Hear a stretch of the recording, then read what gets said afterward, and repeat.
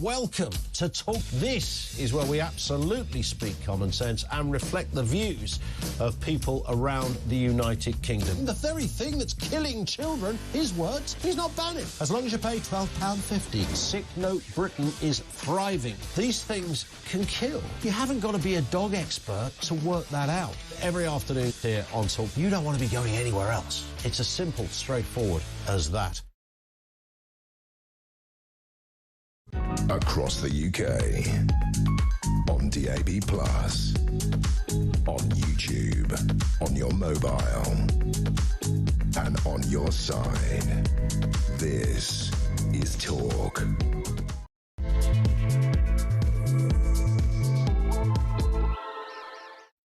This is The Late Show with Andre Walker and Asher Gould. Asher, Yeah, I've just got to speak to you about this. What's up? You're angry about this running order thing, aren't you? What's happened? What's going on? We don't get... Oh, look, there is a running... Oh, there we go. There's a 2 running months order. ago. Yeah, OK. What? It's one between two now, is it? OK, I'll tell you what we're going to do. We're going to get straight into the show simply because, as you know, a number of people were thrown out of Big Brother, really because of their kind of lefty and woke agenda. We've spoken to George Gilbert, but now let's talk to Emily Hewitson. Now, Emily, let me get this right. You were thrown out of Big Brother on day one. The ratings crashed, so they brought you back in, having just altered the rules. Basically, they just made up a new rule that you were allowed back in. Tell us the story. Yeah, so obviously I was thrown out after night one when they just showed my VT, and they made the public vote based purely on the VT, but they made my VT solely about my politics.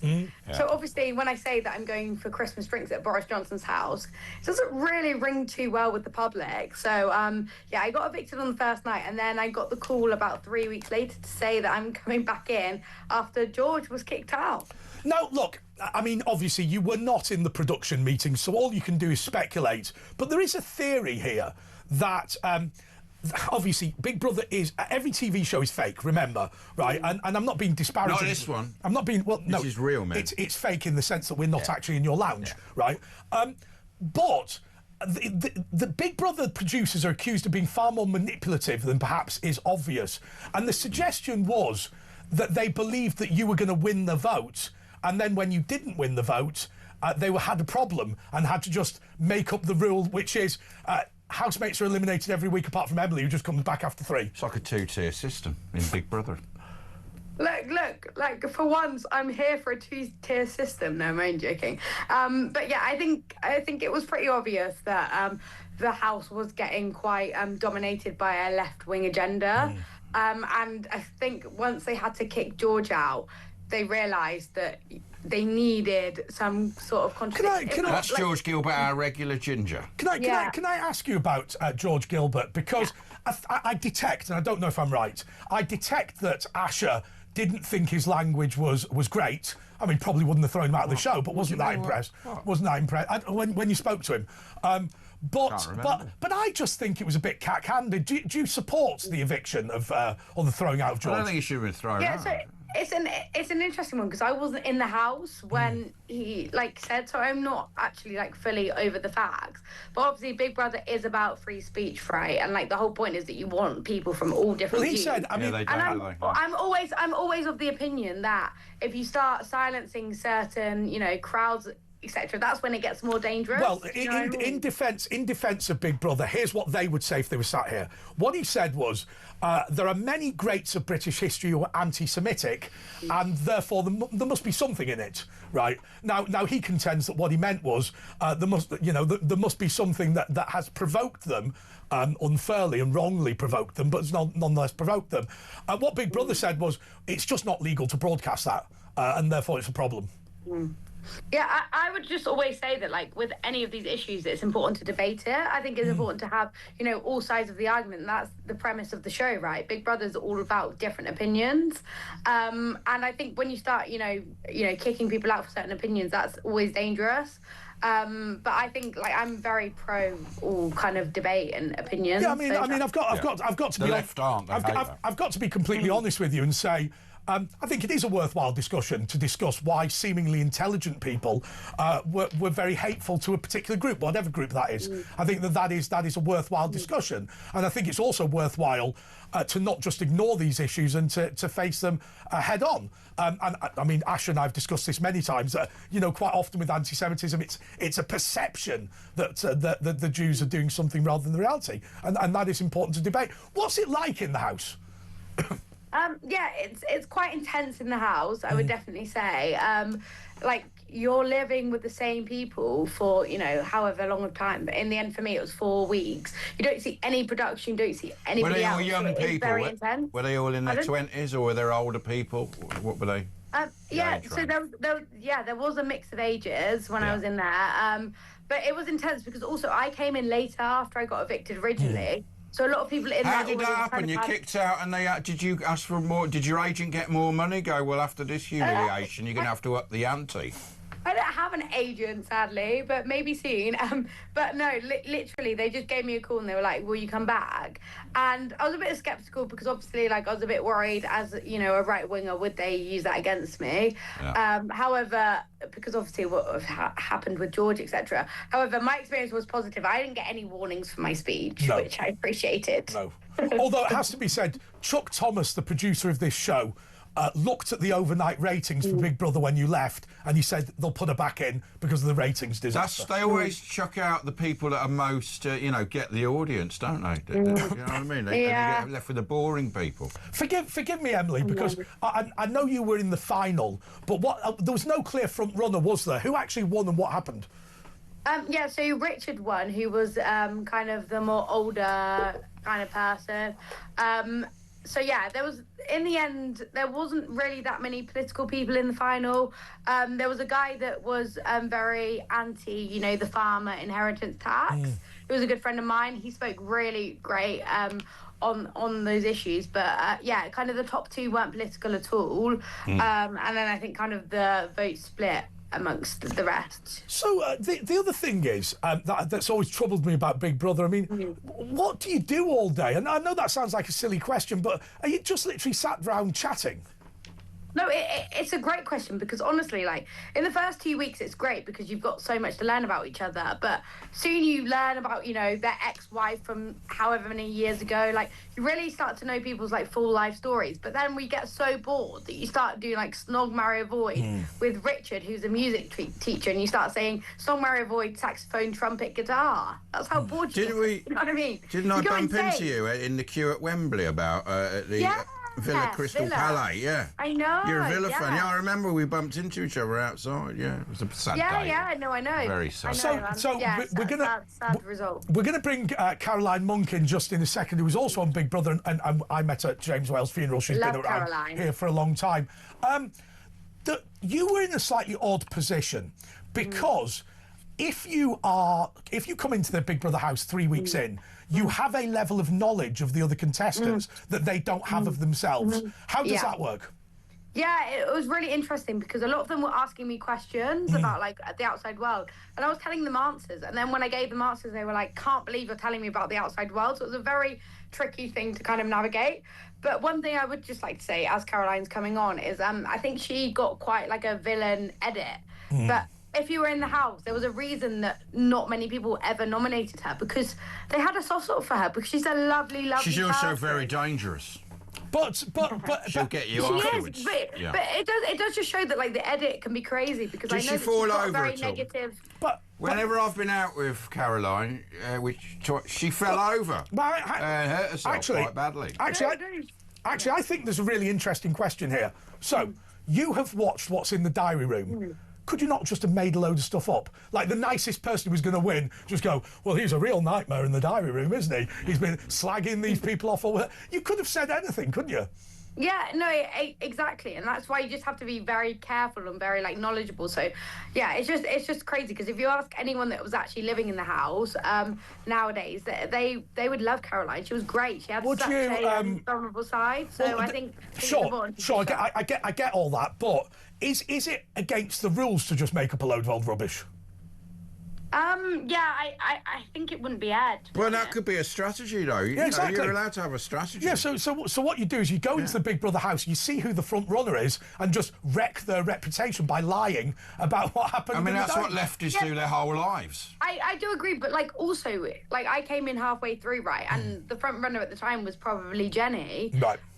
So like everyone I think was very nice to Jenny because we all thought she was going to win. Right. And then in the end she became third, and actually like she got, you know, a lot of votes, but like we all thought she was going to win, but you just don't know what the public perception is, so you can't actually, you know, like steer it because you don't know what the public are thinking. Did anyone lose? They're so fickle as well. Did anyone lose the plot? I remember Leo Sayer lost the plot because they wouldn't clean his pants, and he actually broke one of the emergency doors and had to be restrained by security.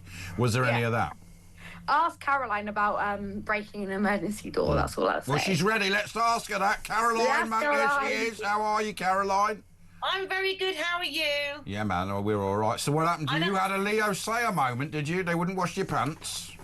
No, they wouldn't wash my pants. No, I tried to get out Outrageous. the door. The door was open, and it wasn't me that done it. It was one of the production team. So Tell it was to the Ri- judge.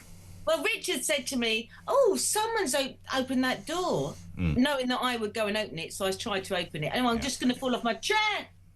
Yeah, she What? always falls over. Oh, so, You know, Caroline used to play. so what's the just biggest taken? prank. No, start. Sorry, we can't just move on. What the hell just happened? No, every time I move believe that, anything I fall Caroline off my says. chair. Yeah, she just falls over a lot. So it's her shtick. It's part of her shtick. Like, the number one rule in the house was do not believe a word that Caroline said. She convinced everyone that a spider had bitten her. She convinced everyone that she knew the Queen. Like, the list just goes on. You just can't believe a word They're all that Caroline true. said. Those stories are all actually true. They probably are actually all true, but it was so boring in there. I can't even tell you. Before Emily coming, I'm talking about, because she was the only one that I actually really liked more than the Well, other. you've got loads of stories, Caroline. I mean, you've got... Yeah, but you can't tell my stories in there. You've because got they that don't Jimmy get- Savile story, haven't you? Yeah, but no Hang one. on a second. We're not Tell going us the to. Jimmy Savile story. Jimmy Savile story. Emily, What just is it? tell him about Emily. Tell him about the Jimmy Savile. Have thing. you got one as well? No, just tell him. How I is don't this going to have end one. well? Right? How is this going to end well? This is your story to tell. Yeah, you say it. But yeah, No, I took him off in the house. Get shown. Yeah, I took him off in the house. I was going jingle, jangle, jingle, jingle. No, but you met him, didn't you, in his sort of offending days? Yeah, did tell them about it, and they were all very nice about it, actually. Tell us the story. This was in Leeds. You used to live in Leeds. Yeah, no, I went up to his apartment, and he tried it on with me, and turned very nasty. Anyway, Yeah. we've done all that shit. But I was telling Emily, and then everyone else, and then in the bedroom, I was taking him off, but they never showed that. So I just kept going around because No, they wouldn't do that. Yeah. No, I'll be honest with you, we've been told about that. No Jimmy Savile impersonations on the show. It should have been obvious, really, but it wasn't necessarily. Yeah. I got told off for everything. I was always in the diary room, Caroline, and I go in there going, hi, and they go, can we talk to you? And I go, oh, no, not again. I got told off for absolutely everything. It would literally be like, "This is Big Brother. Could Caroline please come to the diary room every 5 minutes?" I'll be honest with you. I mean, I threatened the producer in this show to read out the list of things I'm not allowed to say. And it's quite an interesting list. It's a tour de force of issues, and basically, and that's why I've got very little to say on the show, if I'm being totally honest. What were the worst things that you did to Caroline? That you got? Well, this will end well. If I'm going to tell you, Well, come on. I mean, really, you're looking very smart, Ash. What's happened to you?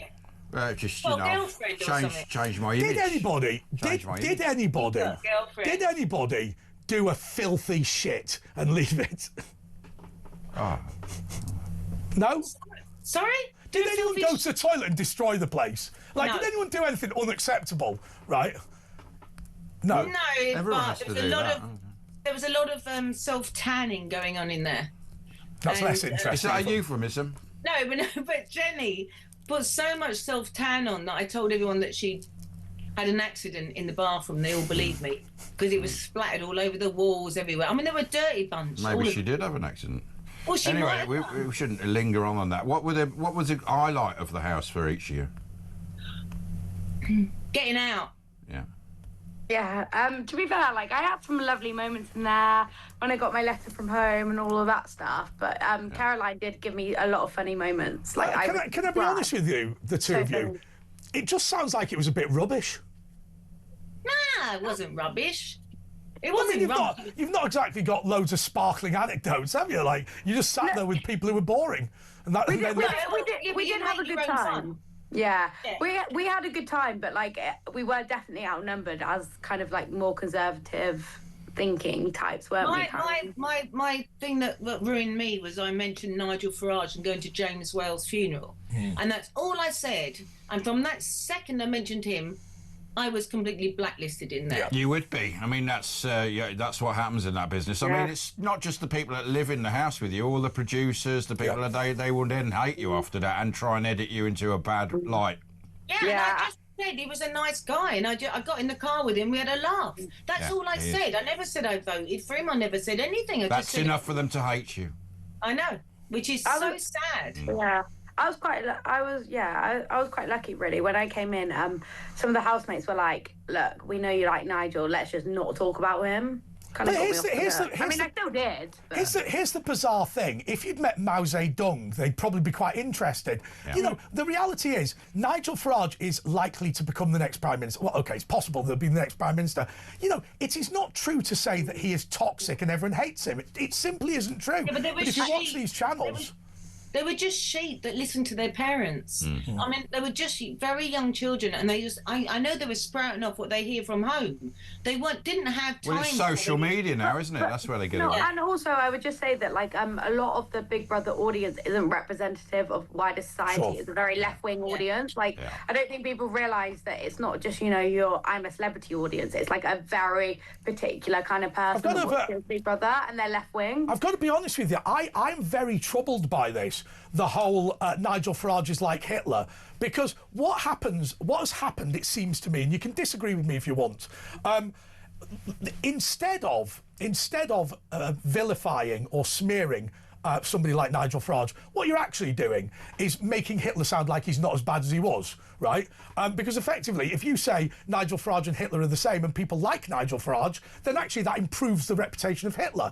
And what worries me is these lefties are always trying to smear people as fascists, Nazis and all this sort of thing, but they've thrown it around so much, they've actually denigrated and reduced the very serious criminality of the Nazis. I mean, mechanised killing is not similar to Donald Trump. Well, anyone on the right is now a fascist, Nazi, Hitler. Look at Trump, they say it with anyone now. Yeah, we actually had that debate in the House. I'm not sure if it was aired, but just about how, like, the words like fascist have completely lost their meaning. And it's completely dangerous. Yeah. I mean, I remember that speech by Steve Bannon, who said, embrace the word racist. And people were quite surprised by that. But what he meant was, they're going to call you that anyway. So you might as well just laugh it off, right? And the reality is, I think a lot of time in British history, and we've suffered, Caroline, because of this, debate has been stymied by people going, you're a racist, right? And this people self-censor themselves now. Yeah, this country's not improved as a result. The weird thing is, my two best friends in there were both Indian. But, you know, I absolutely adored them. And there was a couple of black girls in there that I didn't get on with, just like the couple of white girls I didn't get on with. But because I voted them out, I then get called a racist. Yeah, that's...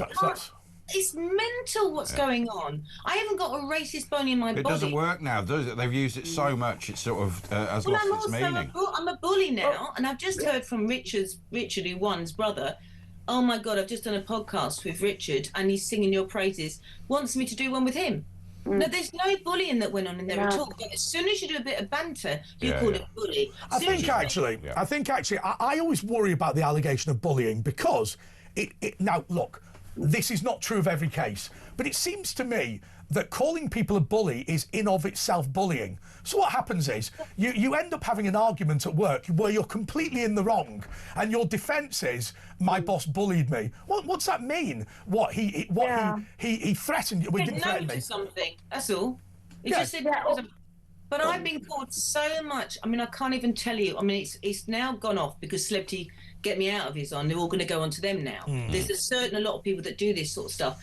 I got called the most disgusting things I've ever been called in my life. And that's saying something. And be I kind know, to the even as not well. from you. And you. What but did you the think thing- about? Did you see Donald Trump call that reporter? Hey, Piggy. What did you think of what he said to that NBC reporter? He goes, he said, "Quiet, Piggy," to this reporter. He said what? He said to this female reporter with blonde hair, and she interrupted him in a sort of little press conference on Air Force One or whatever, and he went, "Quiet, Piggy." Now, it's sort of 50. Some people saying that is grossly offensive and sexist, and some people saying, well, he's just big. So what's your views What's on sexist that? about a pig? Well, I don't know. It's a good point, yeah. So, Yeah, but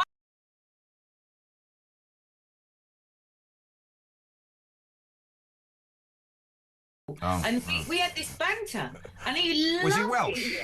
Don't worry, we didn't. yeah, no. We You know what, I we took didn't his broadcast the accent off. impersonation. No, but I took his accent off, and he said to me, Caroline. No, all the- don't do it again.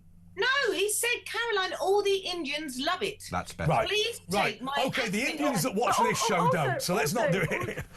But also, Caroline, just saying one Caroline's person best friend in there was Frida, No, no. who was a very practicing Muslim and Muslim. absolutely loved Caroline. And also, just on the bullying point, I've seen some people say that I was bullied in there, but I don't believe that for 1 minute. I just want to kill that narrative. Just because a few people didn't like me in there, it's not bullying. I hate bullying. Exactly. They've changed it, yeah. But I- Brilliant. they just didn't like me, and that's okay. I have They this call problem. bullying banter now. If you, I have- if you- Exactly. I have this Banter- problem. I have this problem all the time. I phone up a customer services department. They go, "Don't you shout at me?" And I go, "This is my actual voice. This is what I normally sound That's like." how he talks. That's just, you ain't going to get anything better than that. You can't banter. It's been banned. no, I mean, I'm old school banter girl, and so I like, oh, shut up, which is nothing. Oh, Part you of banter is bullying. being a bit offensive, isn't it? That's sort of part of the banter. Well, I'm very offensive, and so are you, well, you're not actually, Ash. But you know, my best friend, the good God love him, James Whale, Yeah. he was like me. And if we'd have been together on that programme, I'd had the best time in my life. I had nobody like James or like me in there. So it's very hard for anyone to understand where I was Did you coming attack anyone? I mean, James Whale was... He threw coffee over, what was his name, Bear. Yeah, Were there yeah, any no. physical moments for No. either of you? No. Oh, yeah, I had a bit of a rumble and tumble with the boys, but just in a yeah. wrestling way. Yeah, but we don't need to resort to violence, do we? No, we Caroline? don't. I mean, just a matter of interest. It's quite interesting with James Whale because it seems to me that he whether he didn't care, I don't know, but he just went for it. Very few people would be willing to go into the Big Brother house and just not care what people think. But he's Yeah, definitely he in that genuinely category. didn't care, you know. He didn't. He would just do what he wanted. Yeah, but neither did I. I didn't care. yeah. I didn't care, but You I probably cared did it if slightly he- less offensively than him, though. No, I Caroline did. can be very offensive. Don't worry about that. I was to Denny once, do you remember? We won't talk about that. Yeah, better not talk. Because nobody knows who he is who's watching this show. Now, not a lot of people know this, but you were formerly married to Matthew Wright. I was never married. You're All right, you're stop- denying it now. Stop kicking off. I was engaged to him You're in denial. 2 months, and I went out with him for Tell us the 9. Matthew Wright story. No. Go on, just... We went out together and we didn't get on. We booted each other out, and that was it. So hang on a second. You went out with Matthew Wright. You didn't like him, so you got engaged to him for 2 months. What was the thought process? No, I didn't like him. Well, we didn't get on towards the end. Then we got engaged, and then after that, it just well, I don't like it when I get engaged. Always go. Did you keep the ring? No. Yes. Yes. Was it valuable? No. There's a whole different story. Was it about a that. valuable ring? No, my dad bought it off me. Oh, yeah. It wasn't your property anymore. Did you know that? What was the carriage? Legally speaking, it was an item given as part of a contract to get Contract, yeah. married, which you Yes. had now breached. It was Matthew's Was ring. it a good clarity? No, and I And went what- to give it back to him, but it was a long story. I gave him money for this and this and that and whatever. It was all done nicely, and then I spent that money doing makeovers of women with cancer. So Oh, it that's was good. all, That it was is all good. perfect. And what do you do now, Caroline? What is your career now? You're always in. Got your I'm finger- unemployable now. Yeah, you I think are really, yeah. Yeah, I think after this show, I'm definitely unemployable. Panto, what about either of you? I mean, what are you doing, Emily? You're in politics, aren't you? Well, yeah, I'm just carrying in politics. Yeah, You'll be fine. it's not my first rodeo. Like I'm always used to meeting lots of different characters. So Are you just staying as a carrying on, Tory? really. Because you've famously been there since you were 16. Are you going to leave them like some of our guests are saying? I'm out the Tories now, even though it's hard to leave, apparently, once you... Well, No, it's impossible to leave. You it's can't get out. Yeah, but the thing is that like reform are tempting, and I agree with what a lot of they say. But like in terms of fiscal responsibility, it's not quite doing it for me right now. Do you know what I mean? It sounds great, but like, is it actually doable? She's still staying with the Tories. Did you just a matter of interest, Emily? Did you have any discussions about fiscal responsibility in the Big Brother house? I did. None of them got aired, and also a few people didn't know who the Prime Minister was, so it was a tough crowd. Well, they wouldn't know what fiscal responsibility means. Oh, we've got a caller for you. A caller has flooded in for both of you. It's Georgina in London. You're through to the girls. Away you go. Hello, Emily. Hello, Caroline. I've been listening. I've been listening to you both, and you both seem like really lovely, honest. It's clever how they do that, isn't it? Clever. Well, it comes natural. You know, being honest and truthful to some people is actually a natural thing. But I think nowadays, being honest is the enemy of mainstream media, because they want you to agree with their narrative, and if you agree with them, then everything's hunky-dory and happy days. But the moment you have got your own opinion, that's when it all turns nasty. You know, because you are not conforming. Because you're not a sheep. You're not the sheep, are you? Exactly, Ash. You've got to conform. So true. It's like if a parrot escapes out someone's cage, the pigeons will attract it for being too flamboyant. Yeah, but it's so true, because I get a lot of messages from my friends, etc., who basically say that they agree with me, but they're too scared to tell their friends. Yeah. Do you know what I mean? Like, they're Self-censorship. genuinely too scared, just because they're scared of what the reaction will be. And that's what's happening in all our institutions. You can only get in if you hold the... None of them actually believe them, but they all say... I think what you've got to do, my advice is this. You've got to either go in all the way or not do any of it. It's the people who are so like what's happened to me at every organisation I've ever worked in. HR just go, oh, it's him, just ignore him, right? And that has served me well over the years. Whereas if you're generally somebody who's behaves well and make one mistake, you'll be caned. Whereas if you just mess it up every day, they just give up complaining. In my experience.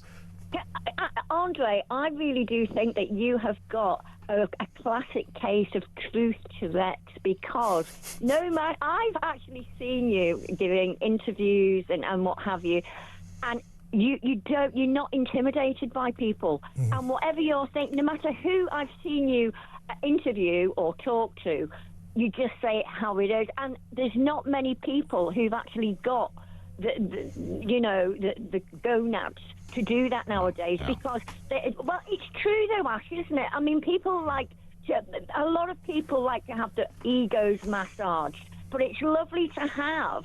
But Caroline, to be fair, I offend people even when I'm not trying, so I've just given up caring, if I'm being totally honest. I mean, that's sort of the raison d'etre of this station, isn't it, with most presenters?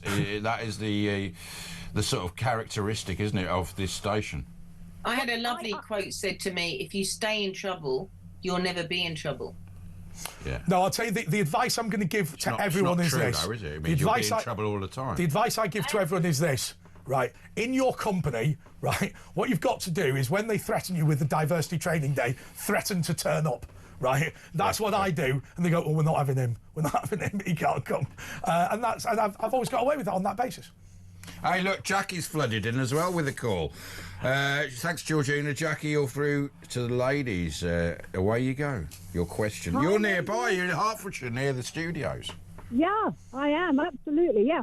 I just wanted to say hi to the ladies. I was in Big Brother 2013 with my daughter, first mum and daughter in the house. Oh, really? Absolutely. Oh, you were in there with your daughter? Yeah. And did you get voted? Oh, I think you were voted out together or in together with... Was that... No, I did 5 weeks and Charlie was in the final. Oh. Wow. Yeah. So what was it? So obviously this proves Darwin's theory of evolution, that your daughter did better than you in Big Brother. What was it? What was it about your daughter that made her a better person than you?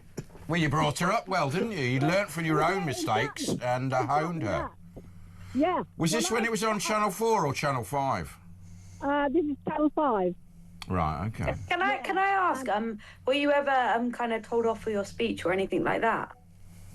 No, because I was going to say in those days, I mean, it sounds like it was back in the... It was 2013. Your name is Jackie Chavez. It was just amazing. No, we didn't have anything like that. I was in with Dan, Ryland's ex-husband, and, you know, there was Dexter, if you remember Dexter Coe, I don't know if you remember him. Who? But we just... Texaco? Dexter Coe, yeah. Dexter. Oh, yeah, Dexter. Remember Dexter, yeah. Oh, but yeah. I Got all just his had the best records. time of my life. But I broke my wrist. I don't know if you remember that either. And I had to leave and then come back again. And then I wasn't voted out by the public. I was voted out by Dexter and I can't even remember her name now, because we had a bit of a sprawl and they wanted to drink our wine. So I was voted out. But let me tell you something. I had the best time of my life. It was just the most amazing experience. So Jackie, can I ask you this question? Right. When I was involved in politics, right, we used to host these big dinners, and we always had an undesirable table. So we'd have the sort of 10 people that everyone hated all sat together. And what was remarkable about the undesirable table was everybody on the undesirable table recognised that the others were undesirable, but didn't know that they were also undesirable. Was there anyone in your house who was just a nightmare but thought of themselves as good? Do you know how they always say on the TV, he was a cheeky chappy, drunk, life and soul the party, nightmare? You know, do you know what I mean? A lovable rogue, petty criminal, right? Was there somebody who's just not? They got no self-awareness. The no self-awareness table. Yeah, no, actually, in our group, they were just all great. They were great. They're all very, very different characters, all very strong characters. But there wasn't really anyone there that I could say was just undesirable. Yeah, they were quite a nice bunch of people. And, you know, sometimes when I'm a celebrity, you get a whole bunch of people that actually really get But it's not very good viewing if they all are nice people, is it? No, it's not. That's the problem. But, you know, we had Dexter who was a bit of a, you know, he was then called a bit of a... Jackie, can I just say one final thing? It's very interesting. We'll go through all of you just very quickly. It's very interesting what Emily said about Caroline, which is she felt that the editing misrepresented Caroline. When you watched yourself back, I don't know how much of it you watched, did you feel that the editing was you, or did you feel there was an agenda? No, I felt it was me. I didn't feel there was an agenda at all. It was really like that. Maybe that's changed, but I truly didn't feel that there was an agenda. It was totally me, totally us. And the other thing I wanted to say, I think Caroline said she didn't care what people thought or what she looked like. I actually didn't care what I looked like because I'm 71 now, and I thought, you know, I'd go back there at the drop of a hat, to be honest with you, because you don't care. And it's those sort of people that, you know, sort of make good TV. Okay, thank you, Jackie, but do remember you are a peripheral guest. No, I'm joking. No, thank you for that, Jackie. That was Jackie Chavez. So I've got to be honest with you, Emily, Caroline, we missed you. Thank you so much for coming back on the show. These are our Big Brother stars. You know... With George Gilbert, of course. Absolutely. And I think you're going to go for a break, aren't you, Asha? All right, let's do that. We'll be back in 2 minutes. It's Talk. It's me and Andre. And after this, we're going to have a press review. We're going to go through all tomorrow's papers. Thanks, ladies.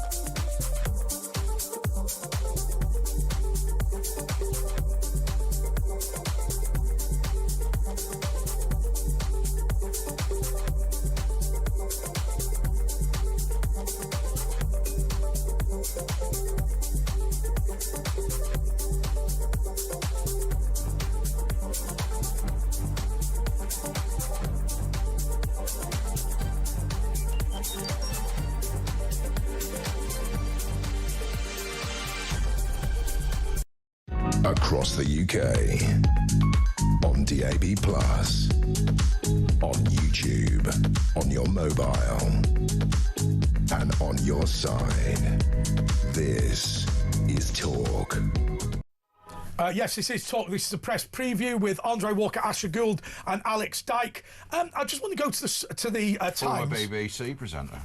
Okay. The poor man's Mike Reid. Okay, let's go to the front page of the Times, first of all, because I wanted to ask you about this, Alex. It's something that has caused me some arguments with my Ukrainian friends, Right. of which I have a fair number. I say the following, that Ukraine has done as much as it's going to do. Even though Vladimir Putin should not have invaded Ukraine, he has substantially failed in his bid to destroy the country. The bits that Vladimir Putin has invaded are principally Russian anyway, and therefore it's almost like the Irish Republic. If they're no longer part of Ukraine, there are fewer people voting for pro-Russian parties. I personally think just give up. And the reason I say that is because my family are Irish. You know, we ran round the Republic of Ireland as the British for years, trying to force them to stay in the UK. It was a waste of time, right? And I just think what you need now is a security guarantee. And I'll go a little bit further. And this is the bit that's radioactive and people get angry about. You have to remember, in Eastern Europe, the standard of treatment of ethnic minorities and indeed other racial groups is poor, right?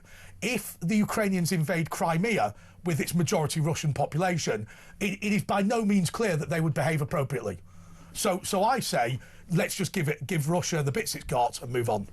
Well, it's funny you should say that, because I'm obviously looking at the same story on the front page of the Mail today, and obviously same front page, big headline, and I made a note here, maybe it's the only version of peace that they're ever going to get. And if Trump has waded in and said, look, I'm going to sort this out, and what's that? It's very interesting.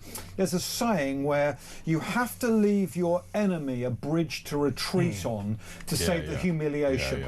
And a ramp to walk down. Something like that. And I'm paraphrasing, but I think that's what Trump's doing. Well, he So said I he won't agree sell with them you. any more weapons if they don't agree. They're going to be without American weapons, and they're basically saying Russia have got to pay money for the land, which will probably, you know, there's a lot of corruption, and they'll probably accept it. I think Donald Trump has got a good point, by the way, when he turns around and says, if America invests in a country, it's less likely to be invaded. I think that's a reasonable point. My issue is this. I think Zelensky's principal problem isn't about territory, though he has to change the constitution to give the territory away. But OK, I think his principal problem is nothing that the Kremlin supplies you is worth the paper it's written on. Ukraine, remember, is the world's only former nuclear power. It gave the Soviet Black Sea Fleet back to Russia in exchange for security guarantees that Russia just simply reneged on. And so did the West, though, when they said, we'll look after you if you give up your nuclear weapons, which they should never have done. No. He would have never invaded if they'd kept that. And that's what Kim Jong-un realises in North Korea. So for me, I think the only thing that Ukraine can do, so forget the borders for a minute, they've got to have a security guarantee that is physical. Because any deal they sign with Vladimir Putin is a complete waste of time. It's just, there's no point. No, I agree with you. I think some form of peace is better than no peace. And if this means the war will stop, then it's got to be a good thing, because otherwise we're just going to be going round and round and round in circles for years and years and years. More people are going to be getting killed and injured and blown up. So I think this has got to be the only way forward, really. And they'll have the mineral rights, American companies. So Russia aren't going to want to invade, and like you say, you know, they're going to be in trouble with America. Can I tell you the big problem you've got? If you are the British Prime Minister and you completely muck it up, you end up retiring, maybe in disgrace or whatever. Fine. Vladimir Putin has stolen $200 billion from the Russian taxpayer, right? He is going to either be president of Russia or die. Right, and the problem, and this was the same with Adolf Hitler, right? Adolf Hitler, in the knowledge that if Germany was defeated would have to kill himself or be executed, became increasingly reckless, right? Because from Putin's point of view, so you're sat there as a Brit going, why on earth has he sent 1 million Russian teenagers to be machine gunned in Ukraine? And the answer is, because ultimately, he will die at the end of this, and therefore everything is worth trying. So you get the situation with Adolf Hitler. Hitler, who, when the Soviets had surrounded Berlin, he called up the 13-year-old Hitler Youth and attempted to... Because it's fight or die, like you say. I mean, look at matter. Gaddafi and Saddam Hussein. The system is sort of pure democracy. You get 40 or 50 years, a great run, but at the end you get chased up a drain pipe and tortured to death or hanged. I mean, that is the system that most parts of the world work along. And it's next to impossible to do any kind of deal with him that is going to actually hold its weight off of paper. Yeah. And if anyone can do it, whether you love Trump or not, he's probably the only person who can. Yes, I'll tell you the major problem that you've got. Right, so all the points that Vladimir Putin makes about Russia are correct, or on Ukraine being the centre of the original Russian people and all this sort of thing. Right, let me tell you something. The good people of Latvia, the people of Estonia, the people of Lithuania, the people of Ukraine, all of these people, they don't hate the Russians, they hate the Kremlin. Right? And they will do anything other than deal with the Kremlin, right? And they've been burnt before. They're not interested in NATO or the EU. They would rather eat rats than deal with the Kremlin because it is untrustworthy. Vladimir Putin simply doesn't accept that these countries have a right to be independent, right? And ultimately, what you end up in a situation, Putin's right. Ukrainians and Russians are basically siblings. But the problem is, the Kremlin rules Russia, and Ukraine would rather be with anyone other than the Kremlin. But the thing is, they did promise the West they will not encroach further east when the Berlin Wall came out. They obviously reneged on that. So Putin's got a point there. Also, when you look at the Cuban Missile Crisis, 63, America wouldn't accept missiles, on their border. Why do Russia have to accept, American mission creep on their border? But hang on a second. You can understand their thoughts. I disagree with that. If you look at Latvia, right? If you look at Latvia, during the Soviet Union, a large number of Russians were brought into Latvia. A third of the population is Russian. Now, in Latvia, unbelievably, you have to swear an oath of allegiance to Latvia and say that the Soviet Union was evil in order to become a Latvian citizen. Right. 30% of the population have not done that. Right. Vladimir Putin funds an alternative election for these people. He funds military aid effectively for other separatists across Transnistria, pulled out of Moldova. And when people say, and I don't disagree with what Ash is saying, what was it, the Bucharest Convention, where they said NATO wouldn't encroach any further, but that was predicated on the Kremlin not attempting to effectively take over the Baltic states. No, I agree. And the Cuban Missile Crisis, of course, that was only about, 15, maybe 18 years after the Second World War, and the world was a different place then. And but I think without Kennedy, we wouldn't have had the result we wanted. Yeah. And I think it's the same now with Trump. And I know he's not popular with everyone, but if anyone could deal with this, it's Trump. I've got to say, right, people are going to go mad about this. I think Kennedy was awful, and I'll tell you why. Right, so let's just look at the basics. JFK, right, he's a marvellous whatever, right. Nikita Khrushchev came to America and said, my number one aim is for the Soviet Union to be more like America. And JFK almost had a nuclear war with him, right? Yeah. You think to yourself, how bad do you have to be? It's because if Tony Blair, something would have happened to him early on, he'd have been looked at now as some great guy that we missed out on, you know what I mean? Same with Obama. They can talk the talk, seem charming and think, there's a whole new world. I mean, you were there. You would have been in your 30s. What was it actually like? Can I tell you a great story? I tell you a great story about JFK? Right, this is absolutely. Well, don't upset me because I'm a big JFK fan. Okay. No, this is not strictly related to JFK. My family in the United States of America were all Irish citizens, and they decided because an Irish Catholic was running for the presidency, JFK, they would register as American citizens so they could vote, and they did. And guess what happened next? They all got drafted to Vietnam. Right? And they said, we don't want to be American anymore. And they said, no, the problem is, now you've been drafted, you can't go back. They were all exempt because they were Irish citizens. They ended up having to fight the Viet Cong. No. That is, at best, a suboptimal outcome, isn't it? At best. But should we go to a break? Yeah, we've got a little breaky. 03444991000. Give us a ring because it's all about your calls. But we're currently going through the papers with Alex Dyke, political commentator, former BBC presenter. But give us a call and we'll call you back, and we'll be back in a couple of minutes.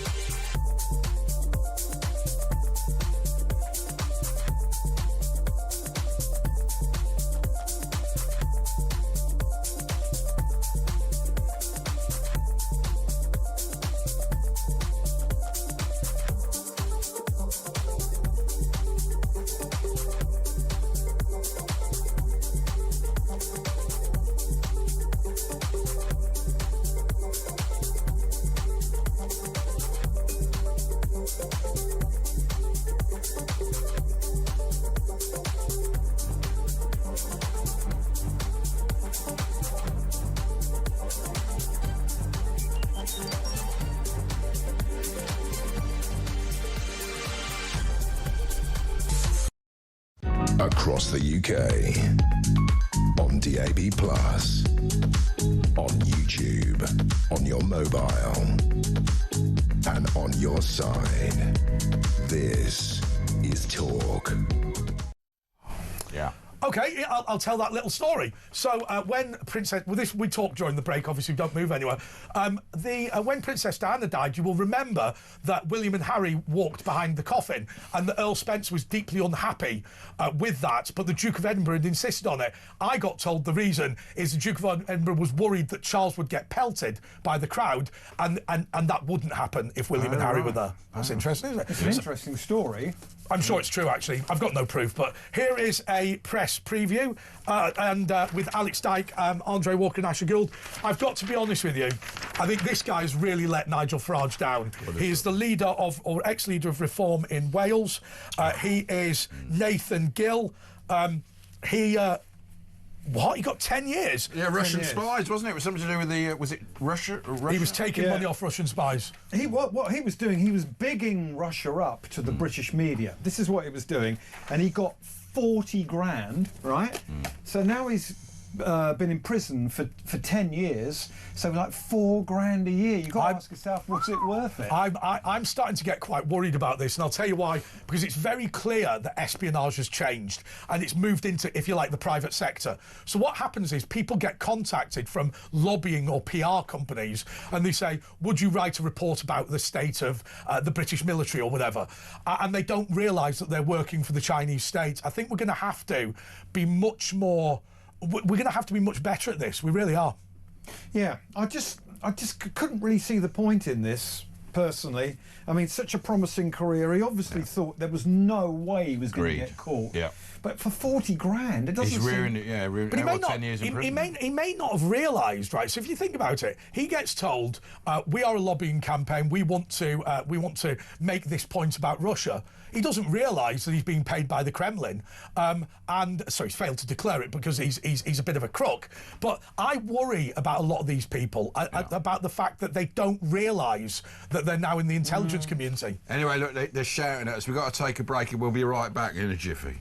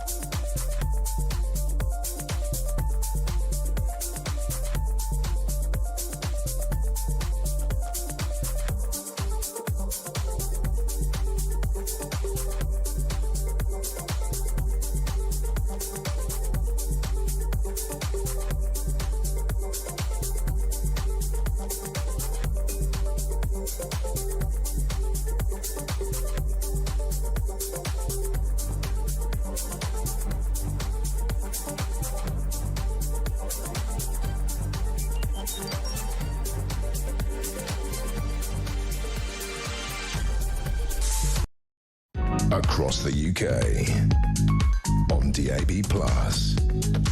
on YouTube, on your mobile, and on your side. This is Talk. Right, this is the press preview with Andre Walker, Asher Gould and Alex Dyke. And do you know what I've been thinking? Front page of the Mirror. Nathan Gill, who took 40 grand from Russia to make speeches that were pro-Russian. He's been basically convicted of espionage. Here's what I want to know. He's a former MEP. Will he still get his MEP's pension when he's 65? Bet he does. Bet he does, doesn't he? Probably get a bonus. So basically, you could be in the European Parliament as a spy for Russia, and they'll still pay you out. I don't think he's going to get his pension. There must be rules and regulations. He'll get it from the Kremlin, won't he? Anyway, you've got a story about the BBC losing £1 billion in licence fees, which I worked out on my calculator is 5.5 million licence fee payers. By the way, I don't like the word billion. I prefer to say 1,000 million, just so we're very clear on what we're talking about. Well, I'm glad you have 1,000 million. Yes. Right? That is a lot of money for the BBC to lose. So I think... And they're about to lose at least $1 billion probably to Trump. So just to be clear, how have they lost it? People cancelling the licence fee? People are just not paying their licence fee. People are not feeling threatened by the letters. They think, what are the BBC going to do if we don't pay it? And there are now so many people not paying it. How do you police it? They just... I just want to be clear. I just want to be clear on to absolutely everybody. If the BBC was able to scan your house and work out what you were doing inside, it wouldn't be legal to use the equipment anyway. The detector vans are not real. But you're a former BBC star. I saw Jeff Banks, former BBC star clothes show, saying he's cancelling it. He goes, I'm cancelling it. It's not impartial anymore. It's actually, I think, breaking its charter, which is illegal, and the directors are committing fraud by not obeying the charter. But Jeff Banks said he's written to them saying that they can't come and visit him. He hasn't got a TV anymore. And it's harassment, apparently, if they write another letter. What's your views on this? Well, my view is it's easy for ex-employees of the BBC, ex-freelancers to slag it off, and I could do that. Yeah. And your good friend Mark Dolan always gets fed up when I say, well, look, it's a Costa coffee a week. That's all the BBC licence to get lied to. Well, yeah, but you do get lied to on various different radio. Yeah, but we have a choice there, don't we? No, I think, Alex, it's important to bear in mind, I don't think people think it's a rip-off. They just don't want to pay it, right? So I don't think fundamentally the reason people are cancelling their licence fee is they think the fee in of itself is unreasonable. What they're saying is we do not want to fund the BBC because we see them as a... They're the enemy of the British people. They see them. They're the enemy of, I know, Jewish people now go, well, how can we pay for this sort of propaganda? By the way, British people. There's a great story in the Telegraph today that Donald Trump's lawyer from Florida flew into Heathrow Airport, got in a car, went to Downing Street, got in a car, went back to Heathrow. Guess who was with him? Me. You? I picked him up at Heathrow Airport with my driver, took him to Downing Street, and then went back. Isn't that great? Amazing. Donald Trump's lawyer from Florida. Really? And by the way, they're being investigated by the Ofcom in America because, of course, it was transmitted in America, these programmes, and the FCC are quite serious. I've got to be serious about this. I don't think you can laugh this off. Look, if you were to accuse a former American president of anything, probably the worst thing you could accuse him of is attempting to mount an insurrection and attempting to kill Vice President Pence. Right. The reason is because it's treasonous and it's unbecoming. So, you know, I would argue that it's a more serious allegation than murder. I really would say. We've only got about 30 seconds. What's your last? Right, OK. Well, what I was going to say is they've lost $1 billion. They should cash in on the family silver and make the archive available to everybody. Yeah. We have paid hundreds and hundreds and hundreds of thousands for programmes since 1938. Most of them are sat in a vault. Why don't the BBC put those out? People will see those programmes. There's only 15,000 hours on iPlayer. There's a lot more room. I can tell you more after 11. Alex is staying with us, but yeah, they should totally. But of course, they put warnings on this and that. It's ridiculous. You should have it all free and let us not be, infantilised by what they're saying. Anyway, it's Andre and Ash. We've got Alex Dyke, former BBC presenter. We're going to carry on going through the papers and your calls. And of course, the amazing James Whale clip is coming up after the news. 03444991000, and it is a classic tonight, so stay with us. It's Talk Andre and Ash back in after the new news.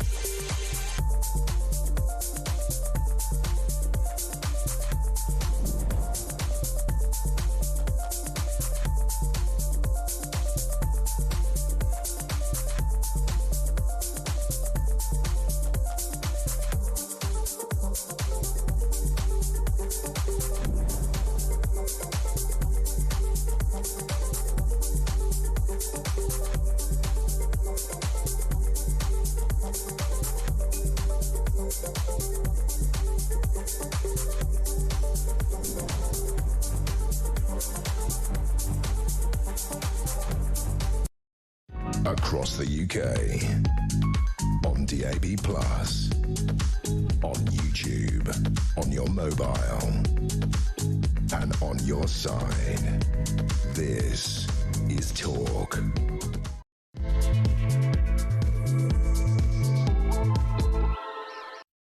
Okay, this is The Late Show with Andre Walker and Asher Gould. We're going to continue to talk about the BBC, and I'll tell my story about their racism against me in a couple of minutes, which I think is worth listening to. But at 11 o'clock on a Friday, we always remember our great but fallen leader, James Whale, and because Asher was with him for so many years, it falls to Asher to introduce the clip. Now, yeah, this it's not a guess. This one, this is actually an unusual one. It's a snippet. It's me and James having an argument with a caller. This is unheard of. Let's have a look. Show the dog the rabbit. Tom, in London. Yes. Yeah, you're really annoyed with me, Tom. Go on, tell me why. Well, I'm just annoyed because you keep going on about all these people that have been marching in London today and how stupid they are. Are you one of them, Tom? I'm wondering if you've ever even read the Balfour Declaration. Are you one of them? No, I wasn't there today. I didn't even know it was on. Do you want to answer that, the Balfour Declaration? No, I mean, what's your point, though? The Balfour Declaration, right? It clearly says in the Balfour Declaration, dated November the 2nd, 1917, His Majesty's government view with favour the establishment in Palestine of a national home for the Jewish people, and will use their best endeavours to fill. We've already said that. What's your point? Wait. Don't you tell me to wait. Get your own show. I'm just asking you to wait. Come on. No, get your own show. I'm not waiting. Answer the question. Clearly understood that nothing shall be done which may prejudice the civil and religious rights of existing non-Jewish communities in Palestine. Right? So, do you think that they are doing that now? Things change. Do you really think? Well, I mean, Jews have been there for 3,000 years. Are you really? Are you? It's not Listen even to me, before. Tom. It's Listen to long me, Tom. before night. No, Jews have been there a long time before even Islam was a religion. Yeah, Thousands of years before. They all got Go on. back to your history books. Go to your history books. Calm down, both of you. Calm down. Tom, you need to reread your history. You've got it wrong, Tom. And if you're really telling me you think the decapitation of babies, the murder of children and old people is something that if that happened here, for argument's sake, somebody walked in here and did that, we would not retaliate. Imagine if 10,000 British citizens were killed and they took 1,000 to Iran. Do you think we'd be saying, let's have a bit of restraint? Of course not. If 9/11, when those buildings came down, would we have said to George Bush, have a bit of restraint? Oh, Gordon Bennett, listen to Go away, never mind Gordon, he's not on the show. Bye. Tom, Bye. You talk nonsense, and too many people like you... Just women. Too many people... He's an idiot. He's obviously got a problem. For declaration. What? Oh, Tom... You've obviously never read it. Tom, don't shout at me, because I'm cancelling you, like you lot would do to me. Yeah, we won that one, didn't we? Yeah. I've got to. I absolutely hate when somebody does that. Gordon Bennett. Actually made a reasonable point, right? If 10,000 British citizens were killed by Iran and 1,000 were taken to Tehran, what would Britain do? I hate when. Also, can I tell you one thing about the Balfour Declaration? It's worth pointing out that, and I said this during the film to these guys in the studio. I went to the British ambassador's house in Israel, and the first question I asked was, "Do the Israelis care what we think?" And they said essentially no.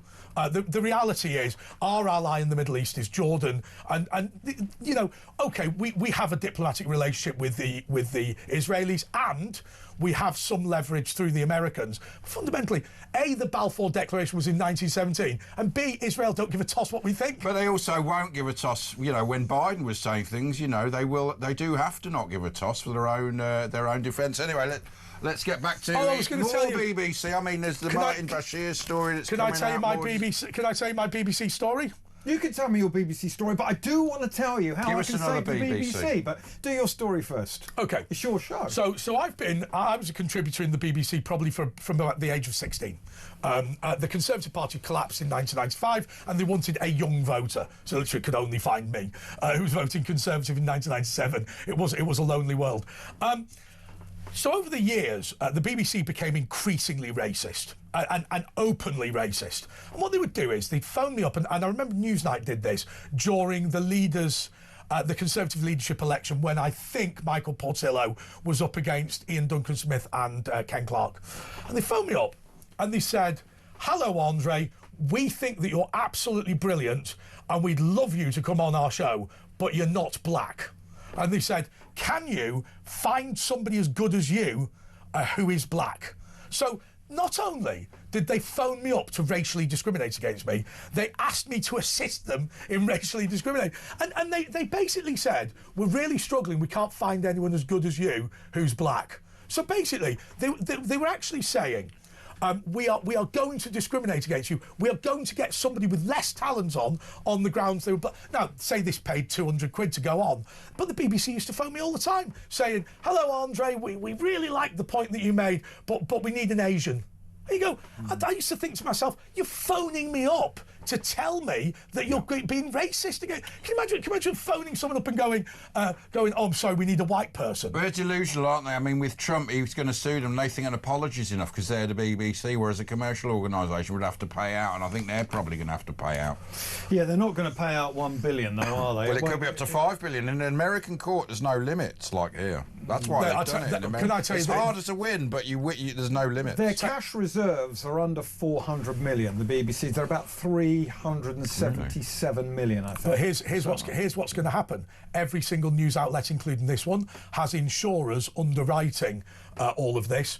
And the insurers will, as they've done with the other news outlets, the insurers will say to the BBC, "We would rather give 20 million now than risk losing $1 billion." But would the BBC have that? They're so arrogant, they just say the government will bail us out. But then they'd become uninsurable for the future. No, they wouldn't if they paid out. But what the insurers will say is, they'll say, "Look, we are willing to pay the 20 million. If you are not willing to accept that, then you are no longer insured."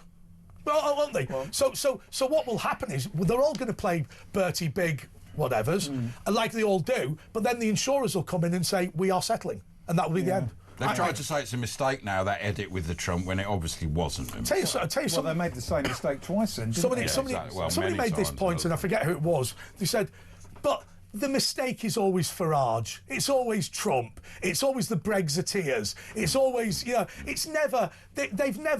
They've never had to go at Chakrabarti or whatever. They never have a go at Hamas, do they? It's always they've accidentally besmirched. I mean, an average of 2 apologies a week they have to make with Israel-Gaza.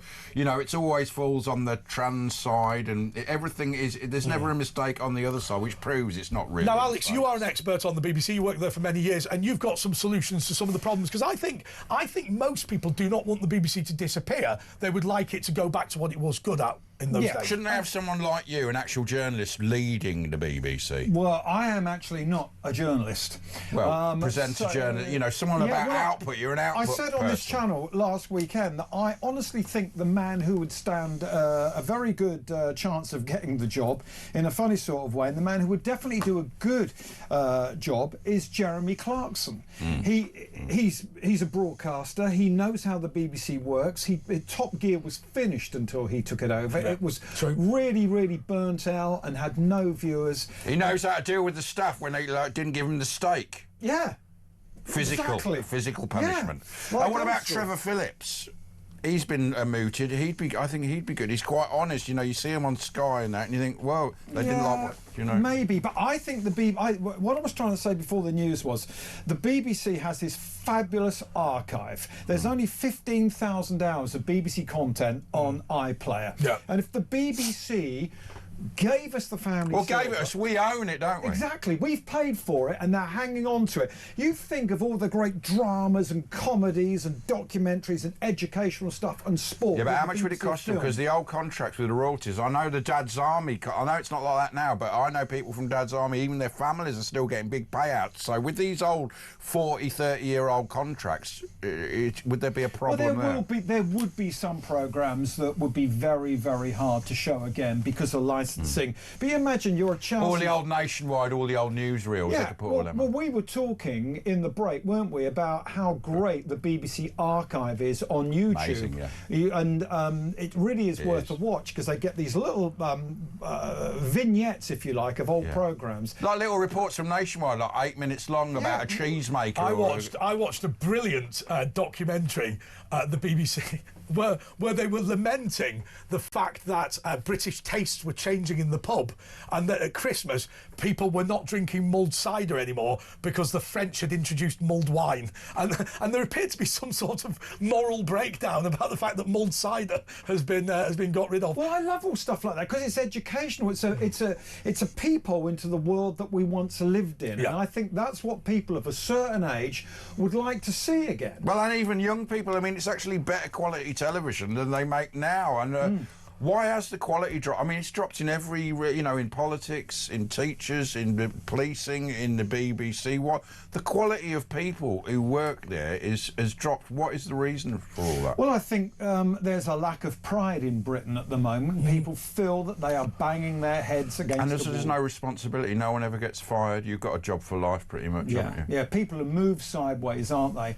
But it's easy to slag the BBC off. I would like to save the BBC. Well, they make it easy. Yeah, and as I said earlier this week on this channel, they do. If you work there, they test your love. But if the BBC was diced up in the right way and we saved the best of it, but there isn't much left. They're rotten to the core. You know, you say one rotten apple ruins the whole barrel. Is ruined and rotten. See, I don't believe the whole barrel because you're indoctrinated by the BBC. Let me tell you. In 2010, I went to the election count in Tooting where Sadiq Khan was re-elected. Right.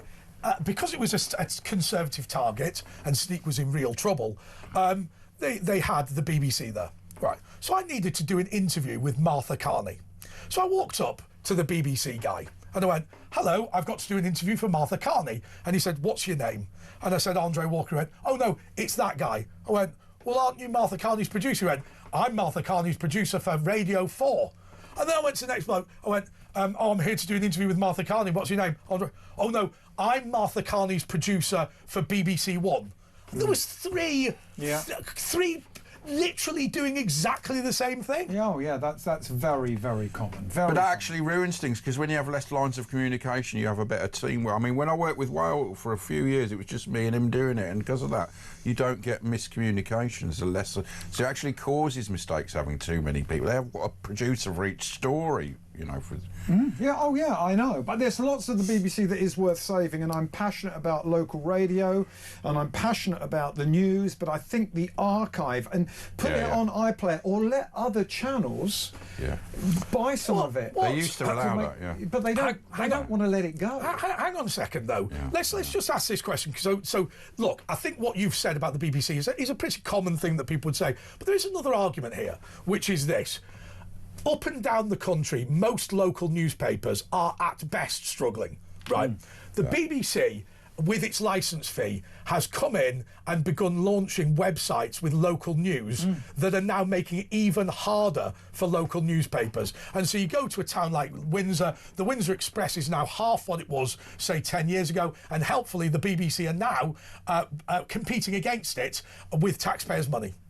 But the BBC would say, hang on, those newspapers were going out of circulation, they were folding, they'd become free sheets, so we've stepped in. But I take your point, and I think... But what about, let me ask another question. How do you morally, I'm not saying you have to morally justify it, how do you morally justify this? ITV is financially reliant on the X Factor, or it was at the time, right? If it loses the X Factor, it's going to go bust, right? The BBC scheduled Strictly Come Dancing directly head-to-head with the X Factor because they knew it was a bigger ratings winner. Now, what you've then done is you've crossed into the territory of using taxpayers' money to destroy a private company. Yeah, and I totally agree with that, and the BBC didn't have to do that. And one of the problems for the BBC is if they're too popular, the commercial market doesn't like it because they say you're taking all our viewers or all our listeners. So if Radio 2 gets too commercial, the the globals and all these people don't like it. But if they stick to what they're doing, like Radio 3, people say, well, no one's listening to it. But they should really only be doing the stuff that is not commercially viable. That should be what they're there for. They should do stuff for what people don't want. Anyway, Janice in Essex... Well, they didn't want the Donald Trump documentary, so they got that right. Janice in Essex has a question for you. Hi, guys. Lovely to speak to you. thank you for letting me hold on and listen to your programmes because I see Oh, you haven't got the radio. You only listen to us on the telly. You've got the rats and you've got a ceiling in your house. Let's not get into anyway, why let's she not isn't dwell on the on your radio, problems because You let me. we're not going down Red Herring Road again. BBC is. yeah. Sorry, could I please Sorry, say something? sorry, Janice. Yeah, I'm sorry, very rude of us. What I like to say is because you are my lifeline right now, so forget all that bit. The BBC. The last programme that I actually watched was Peaky Blinders. Yeah. And there's got a new the thin line. I get a letter every other week to tell me demanding I pay it. I pay it just before they're going to come at me. So I'll pay it when I have to. But I think we've got to a point where, well, I don't know where they're at anymore. The big problem though, Janice, is. And look, I appreciate the frustration, particularly, I mean, for Asher, because obviously they've been horrendous to Jewish people. I don't know. Well, and British people. I mean, the enemy of the British people. But I think the critical point. Hang on 1 second. We can't encourage people not to pay the licence fee, not because we like the BBC, but because it's illegal. We can encourage them to get rid of their live television abilities and then get rid of it, or do what I do. I used to go to guys in Rumbelows. Used to give me a remote, and I'd go stand up and watch it there. So, sorry, that's not true. You used to go to Rumbelows to watch Rumbelows, and I'd watch it. As a It's a loophole of this channel, that I have no choice but to put my TV on and watch it. No, you can watch us on YouTube. It's you're allowed to watch us on YouTube. I have not got internet. I've got nothing. Oh, I know, So yeah. All I'm But you can listen on the radio. You don't need a licence for the radio, Janice. Let's not get into what you can and can't do, because we went down that Red Herring Road recently. But I think one of the points here is... I'm not down a red herring. I'm just saying... No, I'm just making the point to Asher, let's not get into what you can and can't do. Yeah, let's get rid of all these red herrings. Because we spent 20 minutes on that a couple of weeks ago. Alex, go on, shut What I was going to say is, back in the golden era of television and radio, we really needed the BBC. Silence, Janice, silence! All we had was BBC and ITV, and we didn't even have BBC Two on the air all the time. One of the problems for the BBC is not internal in the BBC, it's we have so much choice now. Yes. And I'm fed, in a way, I don't want to say I'm fed up with the choice, but I get in every night and I put on Talk on my Fire Stick, on my app, and you guys are my company in the evening. I do a little bit of YouTube, and that's enough. And I look at all the programmes. I don't watch terrestrial anymore. No, I think I go down the ITVX and the BBC iPlayer and all of these other, even Netflix. Silence, Janice!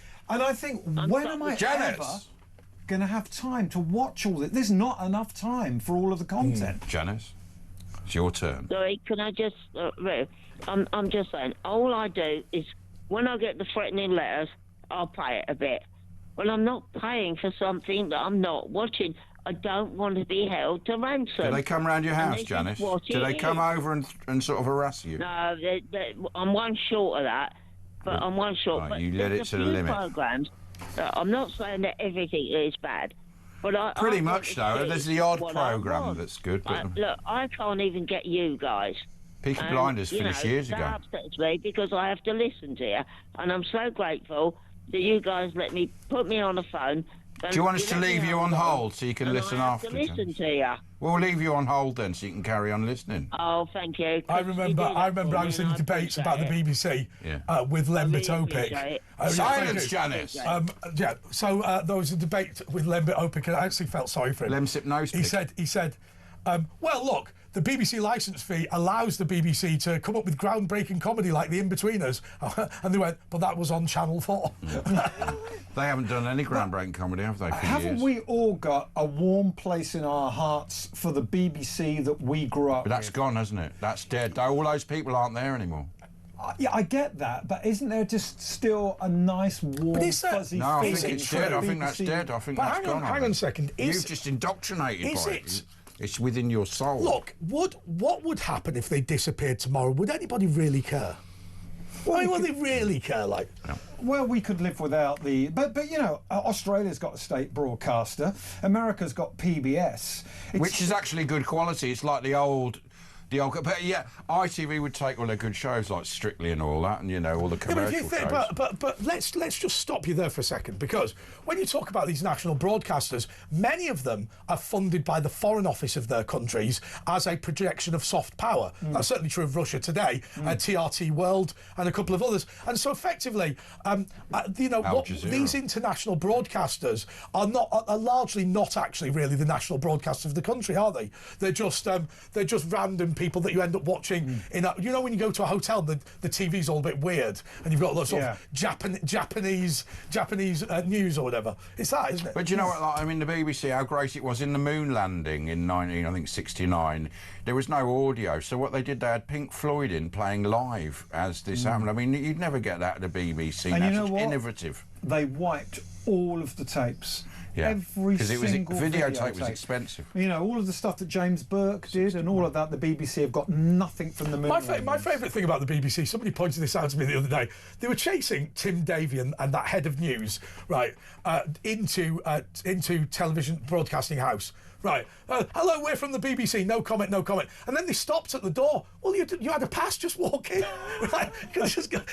So what they must have done was, they must have got to work in Broadcasting House, stood outside, tried to talk to them, and then didn't go back into the building because they weren't allowed. Well, it's just not... It is a bit crazy. I don't think it's too late for the BBC, but we could definitely survive without the BBC. Yeah. Whether Britain would be a better place or not. Well, what you would do is you would continue with the BBC World Service as a division of the Foreign Office, right? So you would still be able to watch BBC News, right? It just wouldn't be. But it's a danger, isn't it, to this country? Because a lot of people still watch the BBC and form their views from their lying propaganda, don't they? Really. Yeah, but when I grew up, which was the 60s and 70s... 1860s.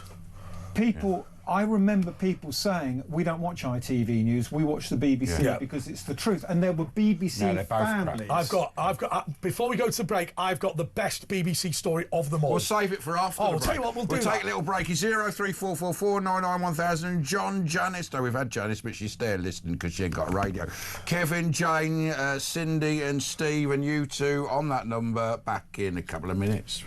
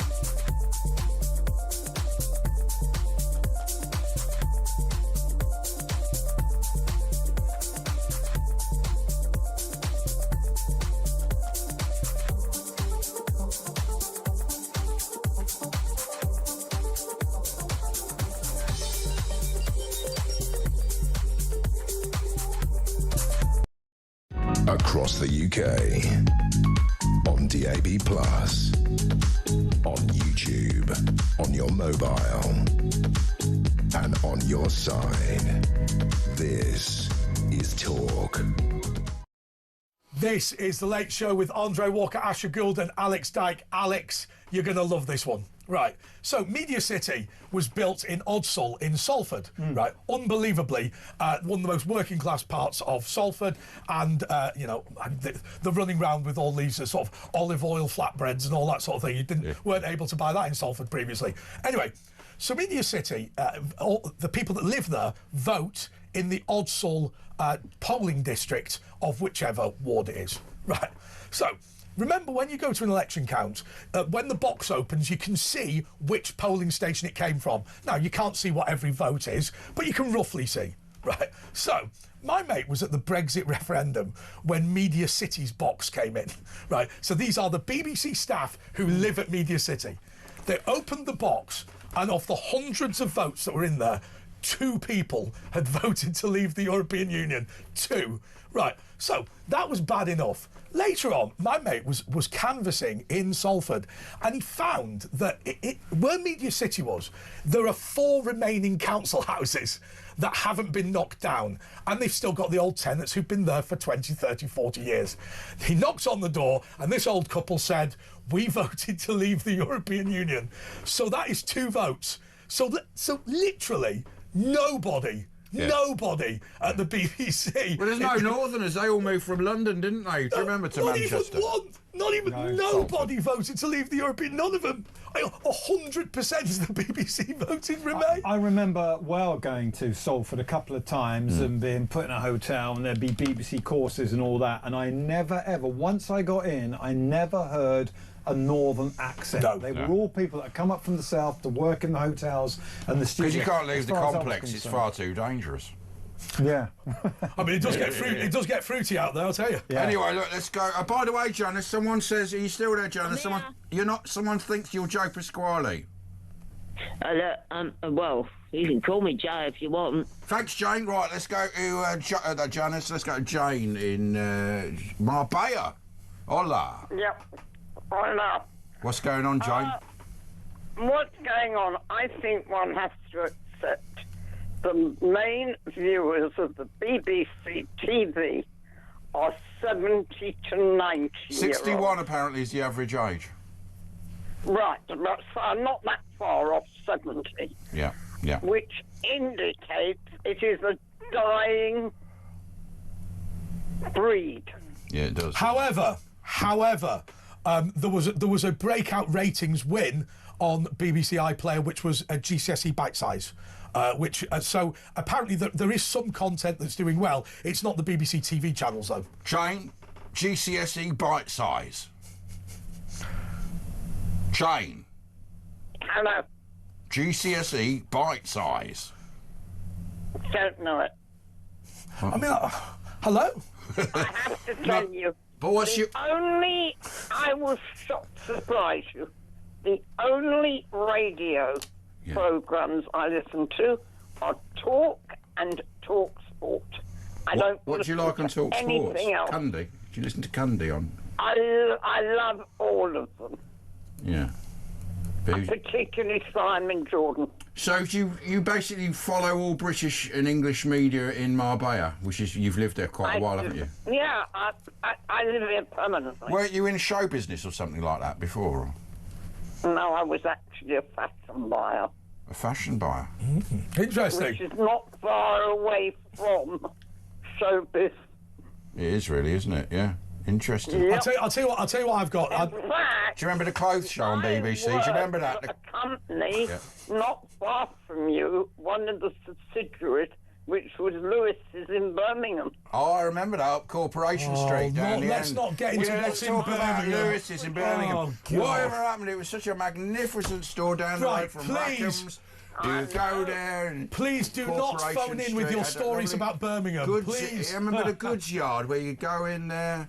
Can I ask you a question, guys? Go for it. Right. Yeah. Okay, one of our front pages, which we haven't done, let's have a look. Sarah Ferguson considers offers for a Tallow TV interview for these offers. 6 million sum for first chat about losing the title. Six-figure sum. Six figure 100,000 to 300,000. 6-figure sum over losing the title, right? Okay, so she's not talked about that before, but I wanted to know what you thought about this being a scoop, because I did some quick looking up before we came on air. In 1996, she did Oprah, right? That's right. Yeah. And she said it was no fairy tale being in the. That's when she said it was no fairy tale being in the royal family. Yeah. She did Oprah again in 2010 and 2011.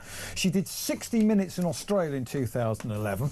She did Piers Morgan in 2011. She's never been off Loose Women, Lorraine and Good Morning Anyway, Britain. she can make her money now, though. I get that, but do you think that people are going to be really that interested? Yes. You do? Yes, People are, especially America. especially the States. They love it even Yeah, more than we do. so the big debate that's taking place in the United States of America, if you watch it, is the fact that the American Republic has spectacularly failed to deal with anybody associated with Jeffrey Epstein. All three people who've been in trouble, Mandelson, Ghislaine Maxwell and Andrew Mountbatten Windsor, are all British. Yeah. And there is some people are saying that basically partly to do with the media, partly to do with the actions of King Charles, partly to do with the stupidity of Andrew Mountbatten Windsor. But in the United States of America at the moment is looking to Britain to deal with the Epstein thing. I have to say to you, you know, there's so many letters, so many names in this Epstein file, and nobody seems to be taking any action. I'll tell you what upsets me. Virginia Roberts-Giffray said nice things about Donald Trump. That's why they're not interested, right? If the Epstein files was full of stuff about Trump, they'd be all over it. Yeah. All over it. Yeah. They want him to be guilty. I mean, I saw Channel 4 the other day. Now, Virginia Roberts-Giffray says when Jeffrey Epstein, so when she warned Donald Trump about Jeffrey Epstein, he threw him out of Mar-a-Lago. Channel 4 News say, so Donald Trump's close friend Jeffrey Epstein, he threw when he became aware. The Channel 4 have never mentioned that Virginia Roberts-Giffray said that Trump was one of the people that led the charge against him. But they're on the same page as the BBC with their falsifying of news and Sky News. And he always, she always said that Trump was a real gentleman to her. Yeah. But do you? Okay, so here's my next question for you guys. Then, do you think that Buckingham Palace are going to be worried about this, and they are going to offer Fergie some money not to kiss and tell? Better to have a urinating out of the tent than in the tent. I mean, keep them on side. I mean, let's be clear. It can't get much worse for Andrew, can it? Right. So, I mean, this is very much not worry territory, and I suspect that she is just out of control. Maybe she's doing it to help Andrew out. The other pressurise the family into the other thing about Sarah Ferguson is that she is a survivor. Right, and she people like her, don't they? She has come back multiple times from the dead, toe sucking. She's charming in a way. Whatever. So I think so. She also has quite a good narrative, which is this. She publicly had a go at Jeffrey Epstein when he was discovered to have done what he did. She then sent an email to him saying, actually, I'm still on your side, we're still mates, but never saw him again. She can produce a letter from her lawyers saying, just placate him, he'll probably sue you.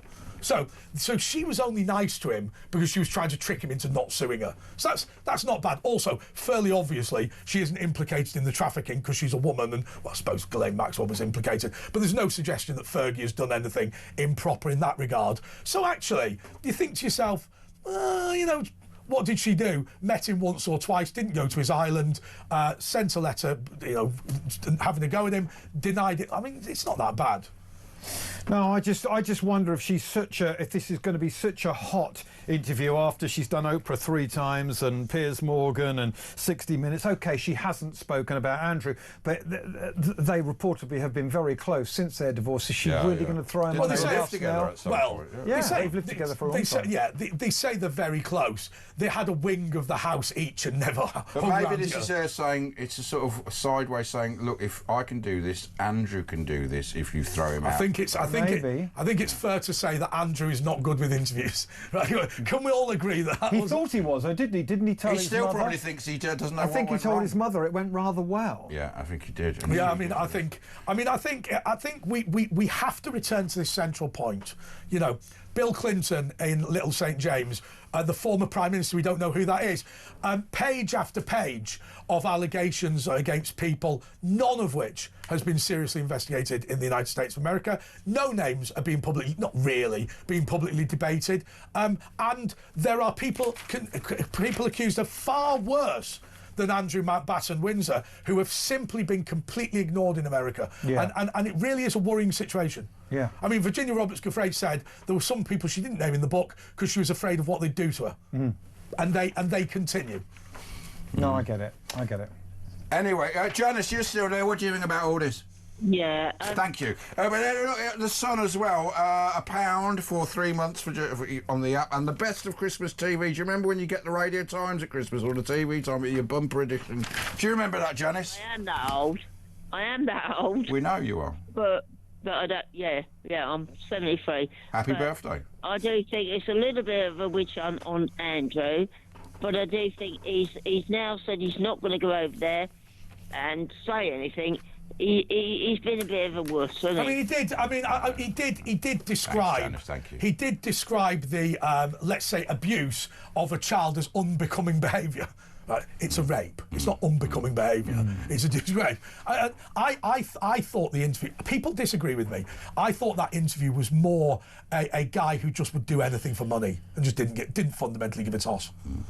I don't know. I think it's probably more to do with money than sex, but I might be wrong. Anyway, look, you've got to head off, haven't you? Now we're going to lose you now, Alex. Sounds like it. It sounds like you're calling time No, on you me. can stay if you want. Yeah, no, stay till midnight. Yeah. Well, why have you raised throwing it? No, we'll just keep him here. We'll just keep him. Yeah, we'll keep him. No, do you want to? You can definitely stay till midnight if you fancy.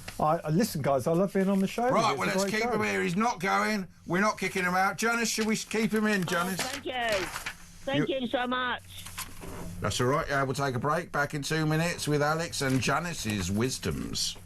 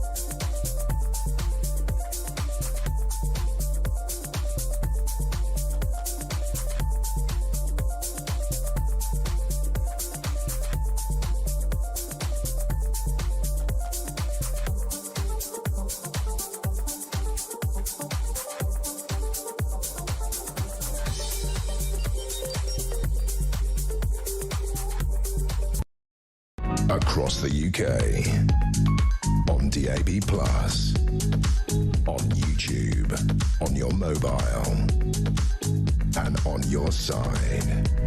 This is Talk. Yes, this is The Late Show with Andre Walker, Asher Gould and Alex Dyke. And Alex, do you know what? We might as well discuss what we're discussing in the break. I get frustrated by the fact that we leave the office at 1 a.m, there is no traffic on the road, and they've managed to create a traffic jam. Absolutely. It's absolute bananas. Well, the thing is, I will stay till midnight. I love being on the show with you guys, as I said before, but getting out of London with the 20-mile-an-hour speed limits everywhere, and I've had so many speeding fines recently, and it's not because I'm doing... Serial offender.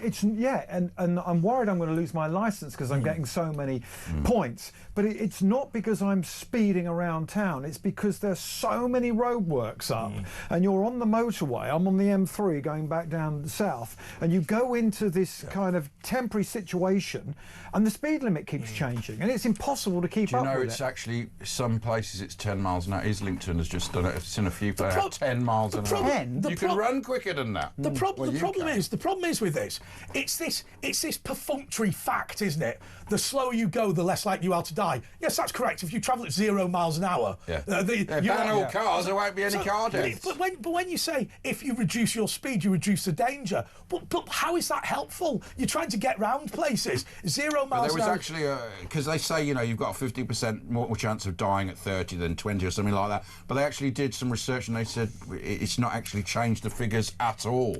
I'll tell you the one thing that the road safety campaigners will not tell you, that increasing the speed limit on the motorway will lead to no additional deaths. It just won't, because it's just not speed that's the issue on the motorway. They don't care about deaths. Look Well, at look the at the smart Autobahn in London, in Germany. Yeah, well, look at the smart motorways. They don't care. That's killed multiple people. This ridiculous idea of not having a hard shoulder and suddenly a camera. that is crazy. There's loads of people who've been killed. I mean, that's manslaughter, corporate manslaughter. I mean, I find the whole thing frustrating, but what has happened here is something that is increasingly a problem in this country. It's government by extremists, right? Now, I'm not being critical, but when, you know, the decisions made on our roads are decided by road safety campaigners who have very sadly quite often lost a relative, right? The problem is they're not seeing this as a mode of transport. What they're seeing is a danger to you. So it is true. It may well be true that 20 miles an hour is safer than 40, but people need to get to work. Right, it's just it's an absolute nightmare. Yeah, yes, but also I see this as just a cash cow. I mean, I woke up to another fine yesterday, and I'd taken my youngest son and his girlfriend back to Winchester. It was the bonfire night in Winchester, so all of the roads were closed off. Yeah. Well, not all of them, and we had marshals and police saying come this way and go that way. And somehow I got into a situation near the railway station where I was in a taxi lane or something, and now they want to fine me like 70 quid. They do it with the yellow boxes. I know there was a report came out yesterday saying they've made the one that got a £4.5 million over a couple of years, and they've made it far too long to catch drivers out. So when the car, you think they've gone ahead and you go in, then you're in it. And But the reality is, the reality is, this Ken Livingstone project, Transport for London, is a solid gold disaster. I'll tell you why.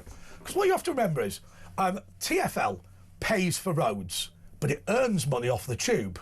So it's very much in its interest to make it impossible to drive. Right?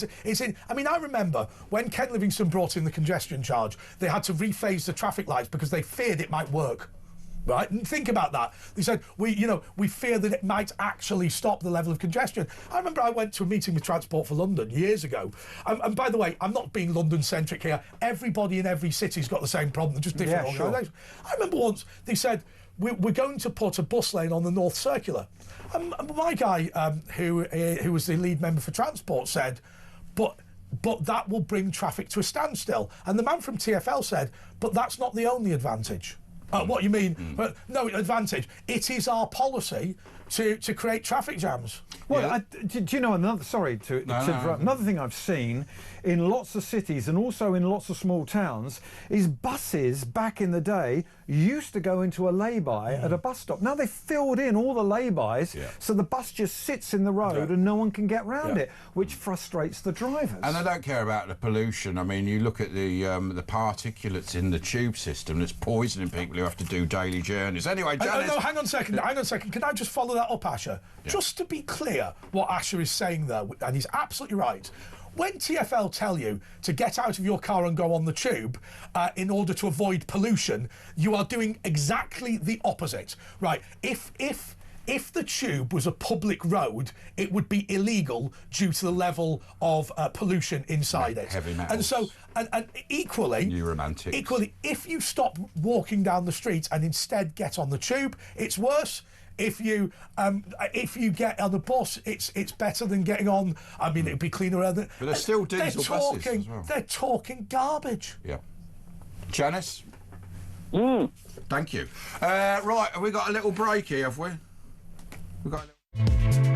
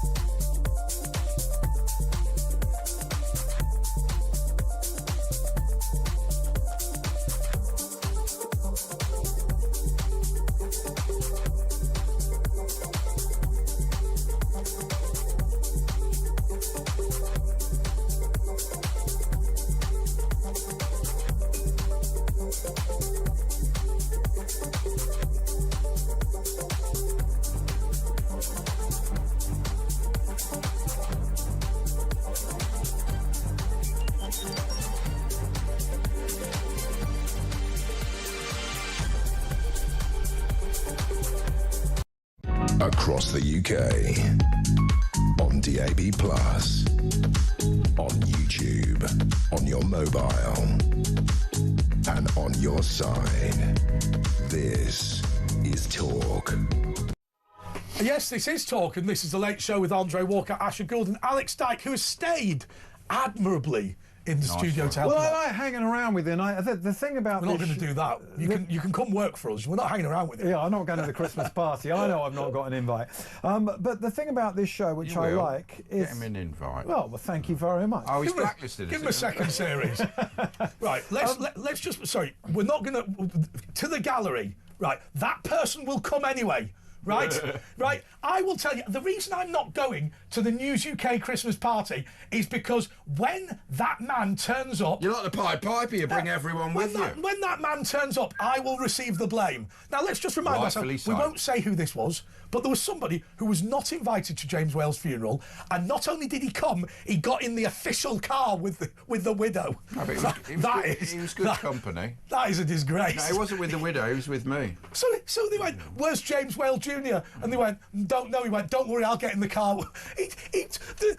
Literally all the press was there for the cortege. And this. Well, now we're all going to want to know who this person is. It was a 3-minute walk. But he went in the motorcade. He was a gate crasher. What I wanted to say is this is like a conversation down the pub.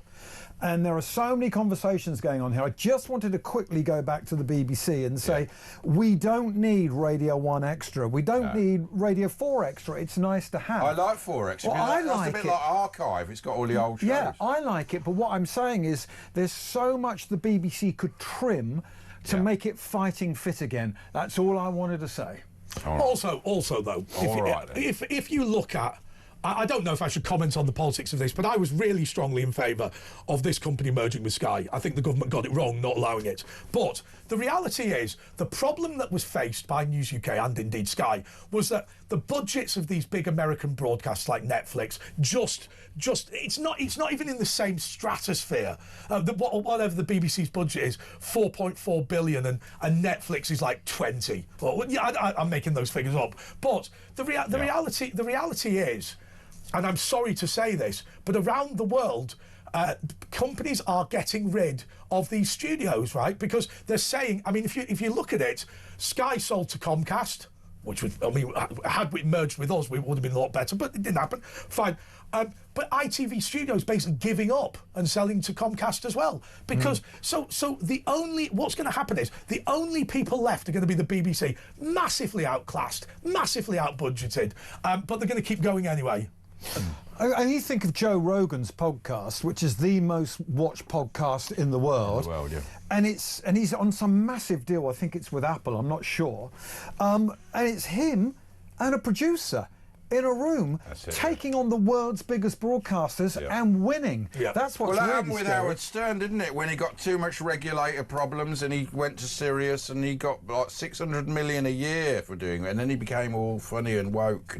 But you've got another story, haven't you? You spotted a great story. I like this one. As a proud parent who What paper's that? So this is the Daily Star. It's a right riveting read. And this says, boss orders staff to see their kids panto, right? So this guy said, you're going, not you've got to stay at work. And you like it. And I did my very best to go to every school assembly, special assembly, sports day and panto. So this guy is Sean Reddington. Now, it doesn't say, I think this is the guy, I think he's a tech guy from Thrive. But he said, you must go and see your kids in nativity. Now, of course, you never get that time back with your children. If you don't go to the sports It's beautiful, day, isn't it, when you see it? But why is he... I mean, why is this a problem? I mean, the school plays are quite well attended normally, aren't they? And it's terrible they stopped calling them Christmas as well, don't they? Yeah, but because a lot of people say, well, I can't go, I'm working. And he said, no, you've got no shift that day. You can go. He's but they're crap, aren't they? Our kids are rubbish actors, aren't they? And the plot's the same. You know what's going to happen. It's rubbish. Well, no, the thing is... Better off going down to cinema. Any parent really wants to see their child and their child's line only. Yeah. And then once your kid has gone up and been a shepherd and say, he went that way towards the star. You just want to get out of there. I'll tell you what. I went to a school play where my niece was in it, and there was a teacher there who was like Mr. G from Summer Heights High. Like he dominated from the 80s. No. Do you remember Mr. G? That's from Mr. T. So Mr. G from Summer Heights High basically put on a school play and became the star of it, right? And literally, this bloke. It's very camp. This bloke was literally playing the keyboard and singing and all this, and like the kids were not involved. No, well, I think we all know teachers like that. I went to one once that was very, very long. It was good, but it was very, very long, and it was in the evening, and we got to the end, and you could see the parents were trying to get their coats on. They're uncomfortable. They were champing at the bit to get out, and the head teacher came up and said, well, that was fantastic, wasn't it? Now, how many of you mums and dads want that last song again? Oh, and it was about 7 minutes long, and you had to kind of put It's your like when you're at someone, any questions, and you're hoping that no one's going to ask. Yeah. I went years ago. I went to a school in Moscow, right? When I was 13 myself, right? And literally, they went, now we're going to play some English songs. And this kid, obviously, for whatever reason, was into the Beatles, right? 3 hours he went on, and in the end we clapped after every song, and then in the end we went, just stop clapping, because we're never going to get out. Slow clap. We're never going to get out. And he kept looking around and going, well, come on, you've been going 3 hours, right? Janice? Yeah, I'm here. Thank you. Just Good old checking Janice. still there again. So, anything else? You got any more stories, or is that it? Have we licked all the lolly? Well, no, I think the 12 flavour Days of apples? Christmas is good. Also, there's a story in the Star about Bruce Willis, sadness from very sad what's happened his daughter. I mean, he looks great. Is it Alzheimer's or dementia? It's some form of dementia. He can't talk anymore. He can't even- The family are putting up videos on social media where he just looks terrific, and he looks happy so in his fit own and- world. yeah. But it's very Well, sad. I'll tell you, I remember my mum and dad went on holiday years ago, and there was a group of people, disabled children, right, and various different disabilities. As my mum and dad said, they said, look, they're not bothered that the plane's delayed. Right, they're just merrily doing their thing, and I think it's always important to understand that even though somebody's in a bad situation, they may well not be aware of it. It's and the family fundamentally that's don't suffering, care. really, isn't it? Yeah. It's the family. Well, there's 200 different types of dementia, and some of them make patients and victims very, very restless and very can be violent. can be violent. And then there's others where they're very relaxed, they're very happy in their own world, and hopefully Bruce is one of those. Well, I remember Margaret Thatcher. The problem that Margaret Thatcher had was this insight thing, which is they're going around, and obviously they're mentally declining, which is what happened with Thatcher. But you get to a stage where you realise you've mentally declined. Yeah. And with Thatcher, it was when they gave her the newspapers. And so she in the end, they banned newspapers from the house because she'd look and she'd go, why don't I know who that is? Oh, God, I must have some sort of dementia or whatever. But obviously, if you keep... I'll tell you what a lot of care homes do. They get newspapers from 1985. And apparently, people just sit there talking... Prime Minister again. Talking about the 1987 election as if it went on last She'd think week. she was Prime Minister. Well, she probably would. She'd be merrily quite happy. I'll tell you what she said to me once. She said, Cecil was a marvellous Prime Minister, wasn't he? About Cecil Parkinson. Oh. But, I mean, look, she'd done well. Oh, sure. And the reason people are getting dementia now is because they're living longer and they are not being killed so much by the things that would have killed people from our grandparents. Well, also it could be, we don't really know, it could be in environmental factors. I mean, I saw a report yesterday, drinking coffee stops you, can really help against I saw a friend, Alzheimer's. Another little Margaret Thatcher thing. My mate saw her at an event and she went, oh, good to see you. And then she said, I haven't seen you in so long. And he foolishly said, I saw you yesterday. And she said, I sometimes don't remember what I did yesterday, but I remember what I did in 1985. It was a darn sight more interesting. I'm like that as well. I don't think you should correct anyone with dementia. There's no point. Doesn't work. No, there's no point. There's ways to deal with it, isn't there? You sort of guide them.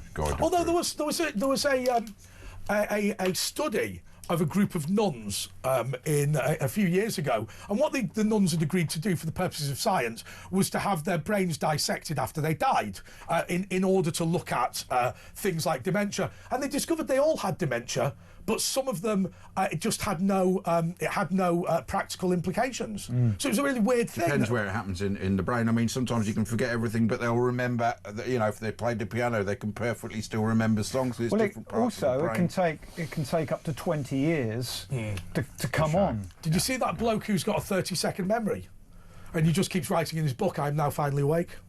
I saw this very sad. I mean, it was actually beautiful, but this woman had dementia, and her husband proposes to her every day, and she accepts every day, and it was really sad. Anyway, look, Alex, we're coming to the end. What have you've got this? You're producing a play with Fred Dinage, and he's written about the Cratons. He was their ghostwriter. You've got that. It's next week in Sutton Coldfield, which is where he's from. Yeah. But you tell us about this.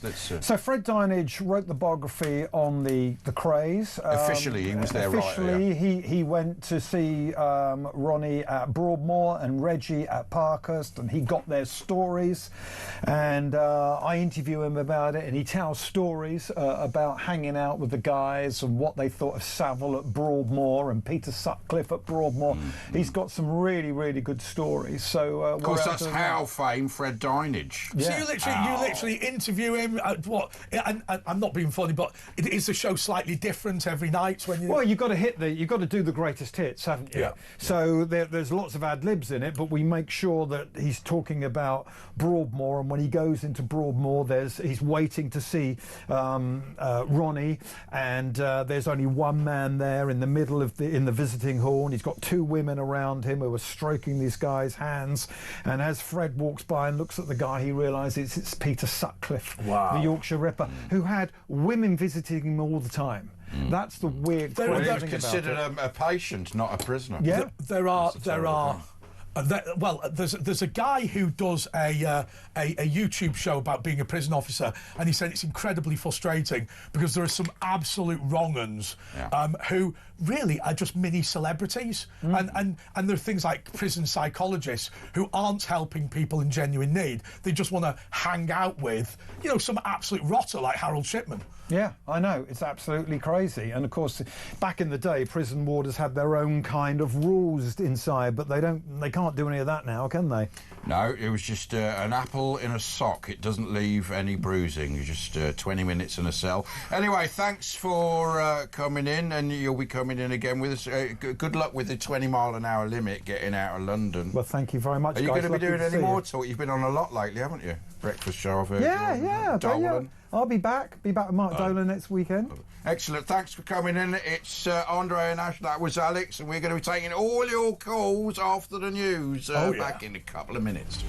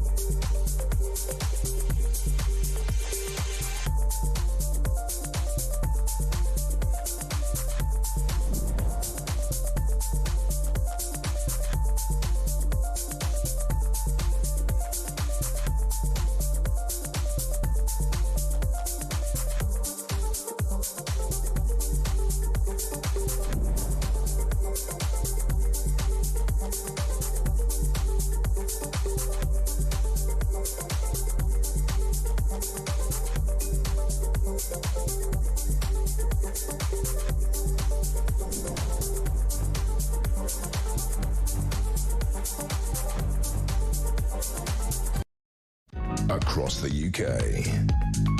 On DAB+. On YouTube. On your mobile. And on your side. This is Talk.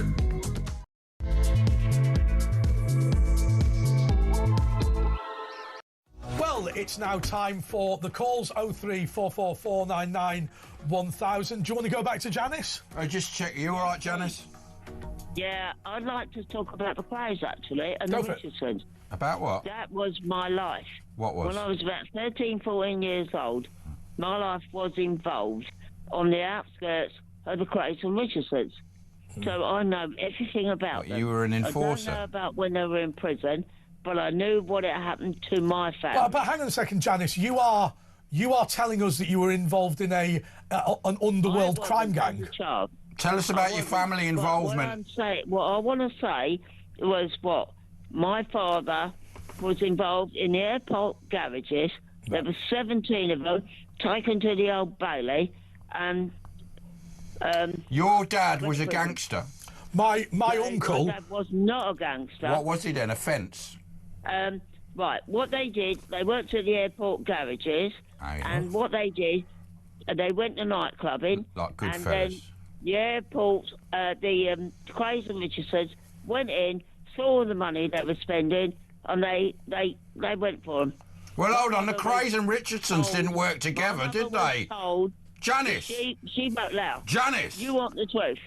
Janice, the Crays. Janice, the Crays didn't work with the Richardsons. You didn't work.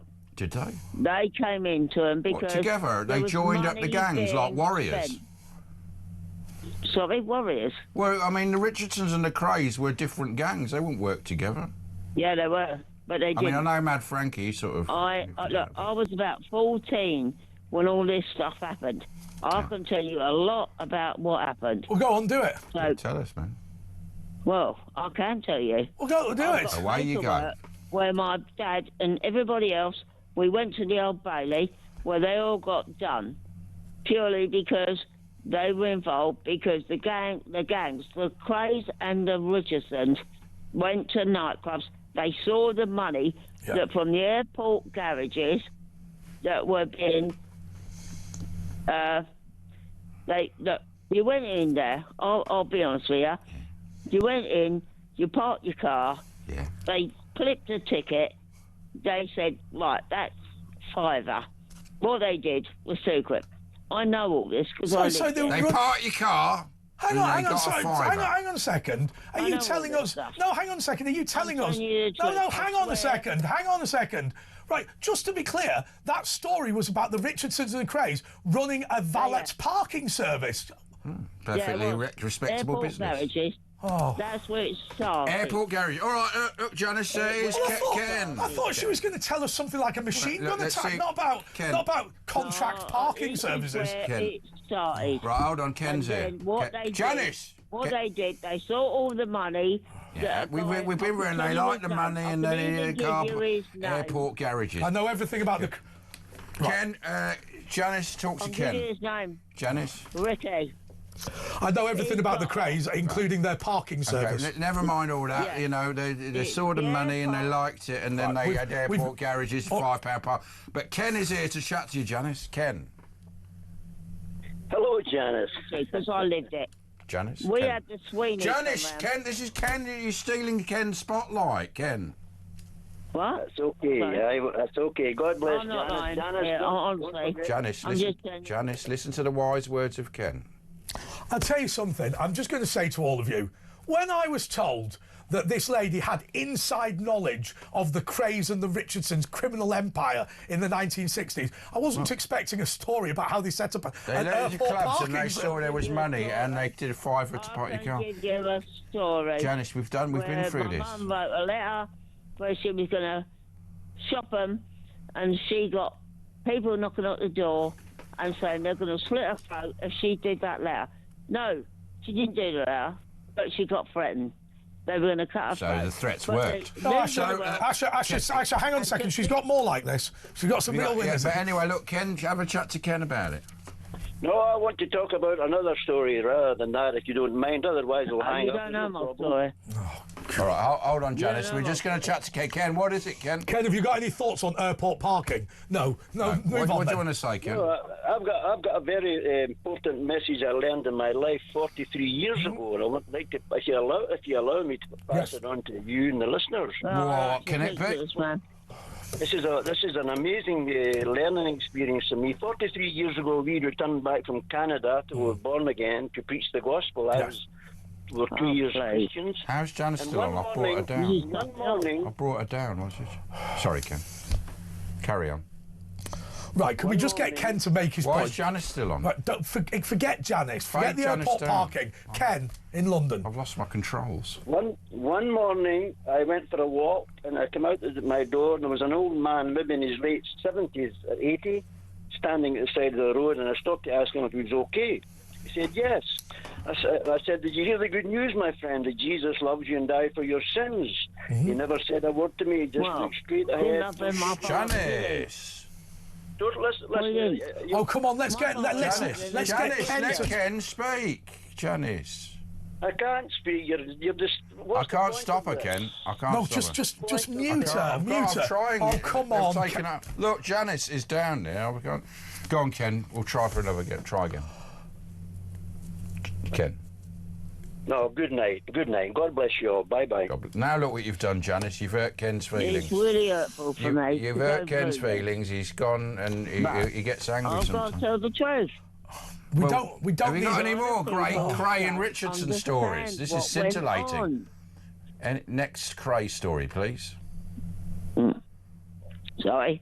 Next Cray story.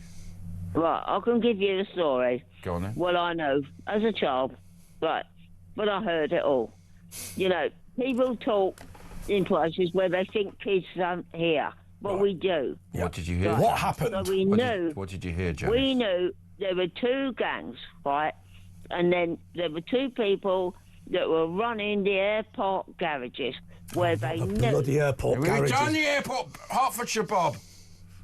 The contract parking story, because it was a winner the first time. Robbie. I mean, come on. Hertfordshire, Bob.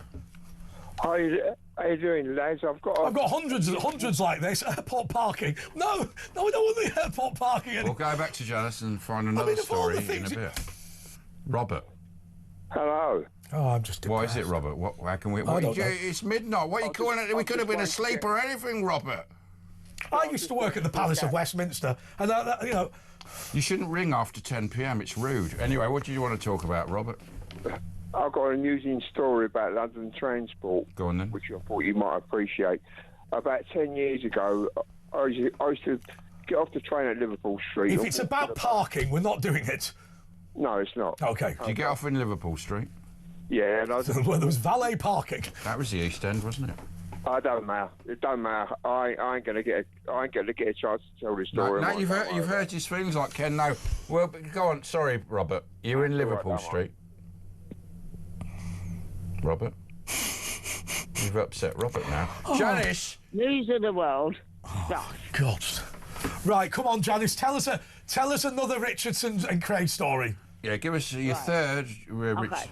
I'll tell you what my life was like. Right, okay. When they came round, at one point, my mother wrote a letter. Oh. But this was the second story you've just told us. No, but she bottled it in the end, didn't you? You said they threatened her and she bottled it. Your mum didn't write a letter. You don't want to hear. No, I don't want to hear because you told me. We know the story. You don't know the story. All right. Oh, it's another letter. No one's ever told it. No one's ever told it. All right. Because this was, before they got done. But it was a terrible time for us. Right. I can give you the paperwork. Yeah, but what happened? How many 17 people what happened? got taken to the Old Bailey? What happened? Well, what happened was that because I've tried to tell you, the airport garages were fraud. It was fraud. The airport garages. All right, now... Airport garages. Airport. What is an airport? What, you drive with your plane and the guy go, fill her up, mate, I'm going to Guatemala. 4-star. You won't listen to me. Sorry, we're listening, Janice. You won't listen. We're listening. You won't listen. Right, tell us about the airport. Tell us another crazy story. In the end, when the Sweeney I do mean Sweeney, and they Flying did a Squad. programme on it. The Flying They Squad. come all us. They saw people that were not paying their right money, and it was cheapskate then. And then they come out. Anyway, that was Janice in essence. We'll be coming back and dipping in for another great Graham Richardson story. I mean, this is a story about the craze of the Richardsons. Some people failed to pay their parking charges at Heathrow Airport. Kevin in Lincolnshire. Oh, hello. I wanted to pick on something that Andre said earlier about the BBC, really. Yep. He mentioned that, well, your guest had mentioned that they got about 500 million in reserves. And, you know, if Trump went ahead with the litigation, then they would be bust. I mean, bankruptcy doesn't apply anyway with the state. You know, it kind of does and it doesn't. But they yeah, must have a lot more than that, seeing as they've lost $1 billion from... I'll leave that one on. I'll park that one for the moment. But the chairman of the BBC is Samir Shah, isn't he? Samir Shah. Didn't he quit? Didn't he quit recently? Yeah, like go on. today. I'm not sure. But either which way, before he quit, he wrote to the Culture and Media and Sport Committee, didn't he? And basically said that by editing the Trump recording, the first one, that they'd libelled him, in effect. Right. They had, yeah. So he admitted liability for that. But had he run that by their insurers? Because I'm sure that they would carry insurance. I mean, an organisation like the BBC would have employees' liability. They're so arrogant, they might think, well, the government would bail us out. We don't have insurance, we're the BBC. But it raises an interesting point if they did it, because the last thing you're supposed to do is admit liability, even if you have a road accident. Yeah. Well, I mean they're actually in breach of think their if official that- charter, if which he is did fraud. resign- I mean, I've been a bit busy this week. I don't think he's resigned. So, Let's have a look. you don't think he has? The BBC chairman, no. No, I didn't think he had. I thought the CEO had. Right. Director General. Someone on the board quit today. Oh, I'll tell you what that will be. It'll be because they've been insufficiently troublesome for Robbie Gibb, who were basically they seem to be blaming. Shumit Banerjee resigned. Anyway, he was a board member. Carry on. He'd stop the traffic in Beijing, wouldn't he? Who is it? Who is he? Never heard of him. I've never heard of him. And the other thing is, as well, that if you change address, and I know that some of your callers have been on about BBC licence fees and everything else, the charge of 16 quid for registering your existing licence with a new address. Yeah. What about airport garages? Oh, well, I mean, they could be quite expensive at Heathrow, you know, I mean... Not if anyway, you don't let's pay. go to Steve in Derby. Hey up, Duck. Hey up, me Duck, you all right? Yeah, man. You got any airport parking stories, airport garages? No, Andre will be relieved I've not got any airport pocket stories.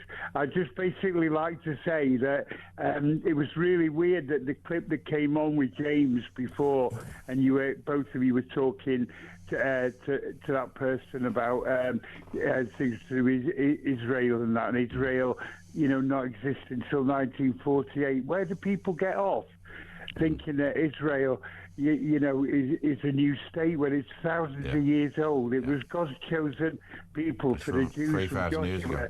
Also, I think it's worth pointing out that there are many countries around the world that ceased to be independent in the time of empire and then got their independence back in the 40s and 50s. Right. Israel is not unusual in that respect. No, and the thing is, Israel.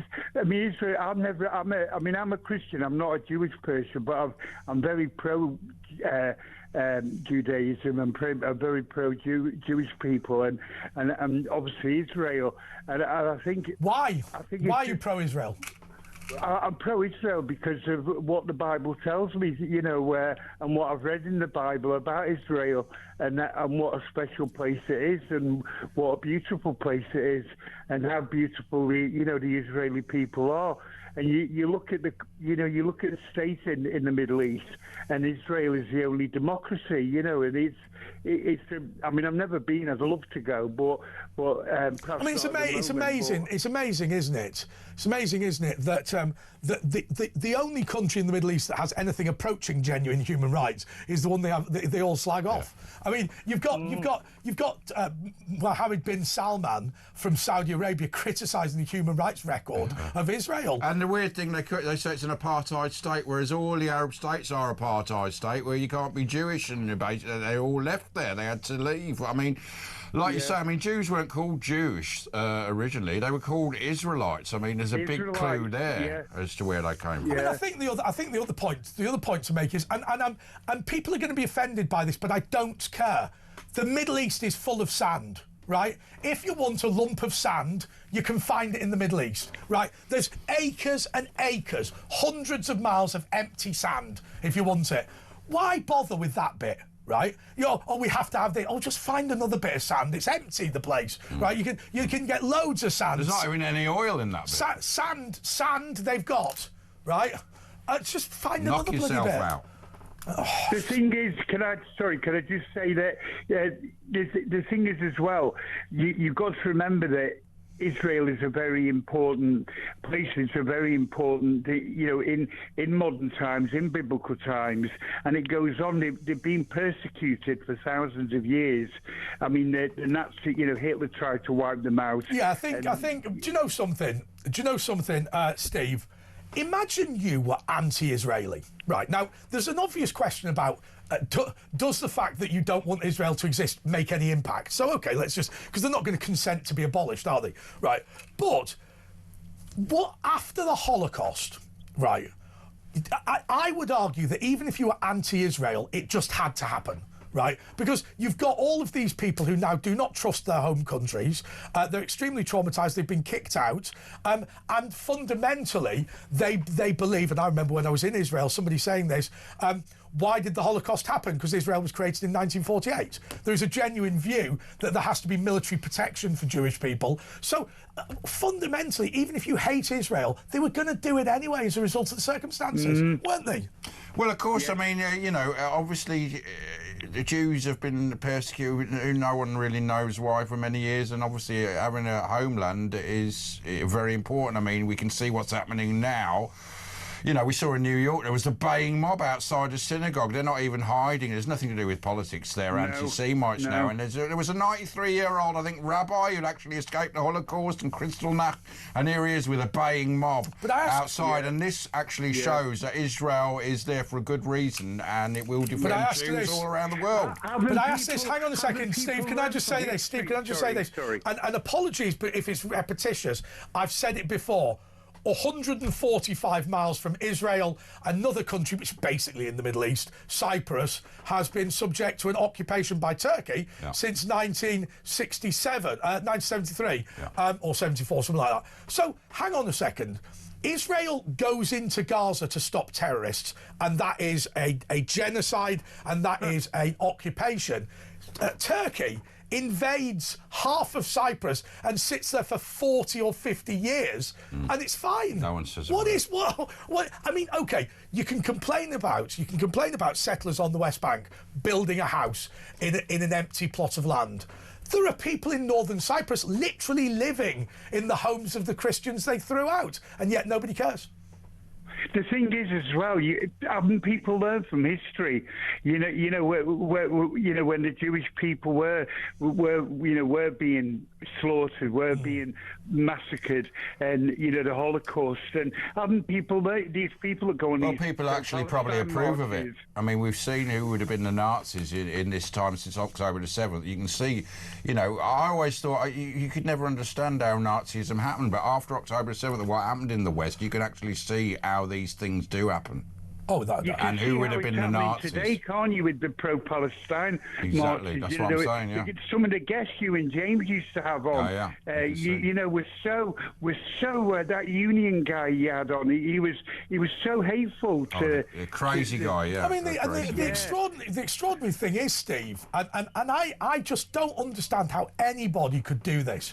You've got to remember, the Palestine Solidarity Campaign began its first protest about Israel before the attack on the 7th of October had even finished. Right? Now, bear in mind, on the 7th of October, Israel didn't do anything other than prevent a terrorist attack. And they're out protesting, right? I mean, so literally... Well, and celebrating. There were actual celebrations in the streets. Yeah, it's disgusting. Anyway, look, Steve, we've got to take a little breaky, but we've got Yasmin coming up next. We've got Dougie, Robert, John, Chris, Cindy, Tristan, and Louise. It's Andre and Ash on Talk. Back in just a jiffy.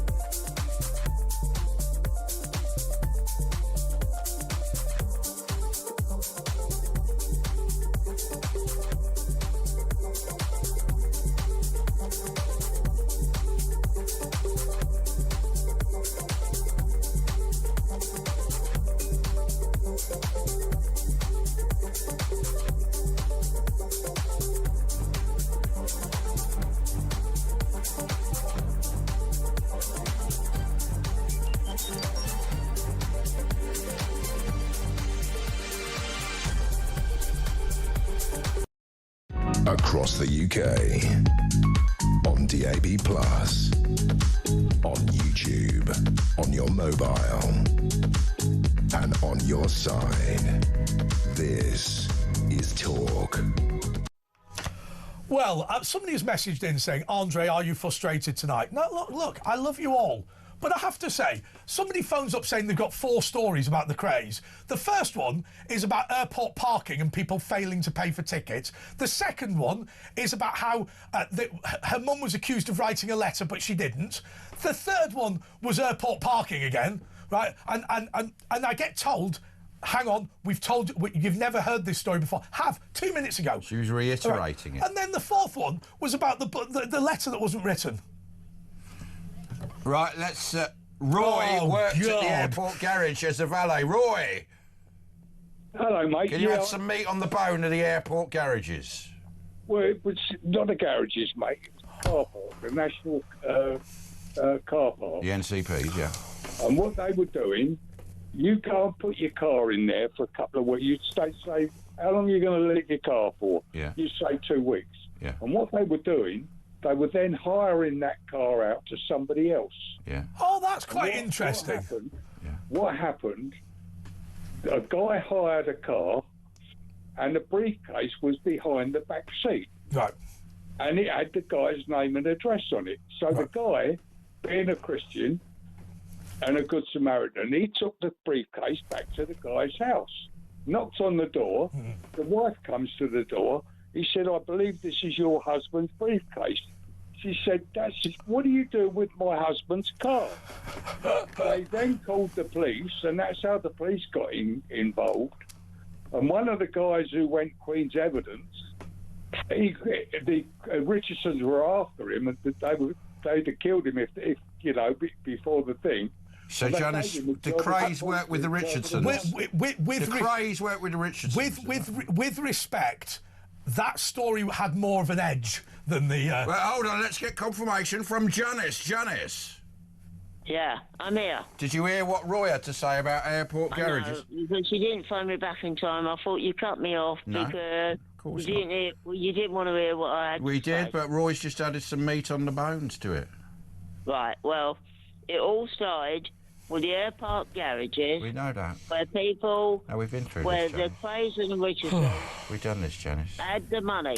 Roy, were the Crays with the Richardsons?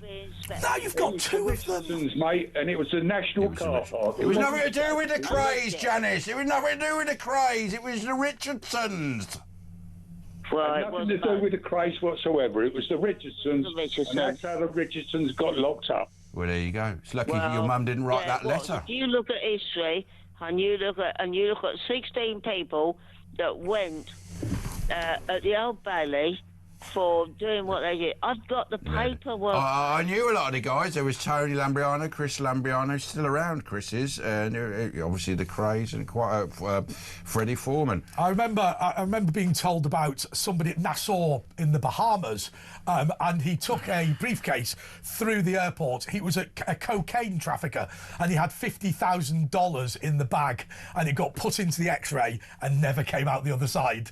And all the customs officers and everybody just denied any knowledge of it. And then they said, but what was inside the case? It can't have been worth very much. And he said, yes, it's just my case and some papers. So they gave him £25 in vouchers. But that's what they used to do in this country. The Bent East End police used to go in the gangsters' houses, find cash, and then take it because there was nothing they could do. You got any more nice gangster stories, Roy? No, not really, mate. As I say, I'm an old soldier, but I was on security at the airport at the time. Did you have to turn a blind eye at certain times? No. I had a friend who was a friend who was a baggage handler at Heathrow, and he said the trick that they played at that time, there was a limit on the amount of cash you could take out of the country. So what they used to do was open the bag, and if they found cash, they'd just have it.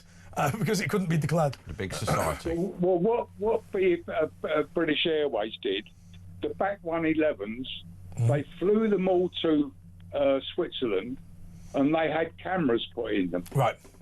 And what they were, before they put containers in the plane, you had to load so much baggage up, then you put nets up, more bags, nets, so that when the plane took off and landed, the baggage didn't go up and down. And what the loaders were doing, they'd go in there with a nail file, open the suitcase, and they were nicking the money. Anyway, one by one, they called the gang in that were working on the plane at a certain time, and they showed them all the films of them thieving out of the suitcases on the back 111s. they actually put cameras in the plane. Bang to rights. BEA did that before it became British Airways. Wow. Thanks, Roy. Yasmin the Witch. Hiya, darling. Morning. Hello. That was great from Roy. Call us again soon, Roy. I've got a story about the Craze. Does it involve It has to be specifically about airport garages tonight. No. My uncle was locked up with them, and he was written up in one of the books. He was a good friend of them. Is that the whole story? Is that the end? That's it. Yeah, that's it. What did he do? What type of criminal was he? He was a murderer. My uncle is a murderer. Your uncle was a murderer? Yeah, he murdered my auntie. Oh, dear. Well, that's not. I'm not being disrespectful, but that's not a professional gangster. What was he in terms of the criminal gang? Pretty bad. No, but I mean, murdering your wife is not a criminal. Tell us some of the gangster stuff he got. He did other things as well. What did he do? Oh, God knows. Too much to mention, to be honest. But anyway. What did you call in about then, Yasmin? It's past now. Right, just to tell you a few things. With it being winter, we're through a transition stage. and our world needs a lot of healing, So anybody who wants to do it, all they have to do is just put in the mind a pink bubble of light over the world, and that's going to ease the suffering of people. The other thing I'm seeing for you... And has it worked before? Yeah, it has, yeah. Right. Never fails. Never fails. In the Second World War... The Second World War wasn't a great time. No, but in the Second World War, the witches and the warlocks and the wizards and people who were very spiritual sent a lot of energy to the coast near Dover to stop Hitler invading, and that's well written up. A lot of witches tried to help with that. So the reason that Hitler didn't invade the United Kingdom was because some people had meditated, not that he was trying to fight the Soviet Union. Nothing to do with the brave pilots. Let me explain what they did. Hitler was going to invade Syria, and the Syrians did meditation and turned it to Russia, the words, the letters in the energy. And on the coast, Gerald Gardner, who was the founder of Wicca Energy, he had a coven. What, the petrol station? He had a coven, and they sent energy to repel Hitler's forces, and it worked. Fantastic. And Winston Churchill was very steeped into magic, ancient magic, and Celtism. He liked bricklaying as well, didn't he? And also, there's a lot of every town has a coven in it. You don't realise how many people are out there that do a lot of magical things to help the earth. The other thing I thought was, for you, Andre, you are going through a transition. No, I am not. Oh, let's nip that one in the bud. No, I am not. I am not. Andrea, yes. So, not a physical transition, a spiritual transition. And I saw earlier for you a Cadillac. And I also feel around you that somebody needs help with the garden. I do feel it's your father. I was saying to you earlier, wasn't I? My onions have overgrown. And I also feel around you, Andre, as well, there's a special rambling trip you're going on. You're going to be rambling with a group of people. No, I'm not. I'm not going to do that. Rambling? Please let me explain. A transitioning rambler. I feel you're going to go clay pigeon shooting, and you're literally going to go to somebody's, well, it's like a big estate, and it's like the gardens, but you're walking around the gardens with a group of people, and I feel that's going to be fantastic for you. The other thing around you as well, I got the name Stephanie around you that's going to be significant. Also, I feel with you there's something about either a new house or a new property coming up that's going to be significant. He's just moved into a new place. I can't help it. I can only tell you what Yeah, I see. it's true. You can only say what There's going to be some kind of new property for him. Yeah. And I also feel he's going to branch out with that. I also feel... So is it treehouse? Anything about airport garages? No, not really, unless it's... Well, actually, there is something about airport garages, right? Is there? This is well dodgy, but I was thinking of doing this. Right, I've got a clicker for my car park where I live, where there's about 100 free spaces. There's not enough cars, right? Anyway, outside the gate, there is something called Go to Gate at Heathrow, right, where it is £6 to go from my house to Heathrow Airport, and it takes about 17 minutes.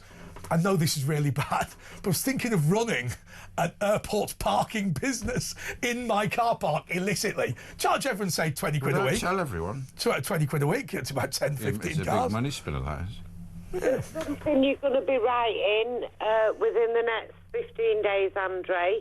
I do feel you get a wish coming true, which is going to be significant. I also feel with you there's some kind of, I've got to say it, cleansing around the home that needs doing. I also feel... The cleaner resigned. Keep your there's a secret you've got, and you've got to keep it safe. That's really unusual. Sorry, what's the secret? You go into a special dinner to honour somebody, and that's going to be significant. He's always doing that. You've definitely got another house coming up. And do you know the other thing? Tell us about his holiday. Where's he going on holiday? I see the Irish harp. So with you, you're going to be connected again as the island. I also feel around you, now this sounds crazy. Does it really? That's a surprise. Have you got a special coat of arms?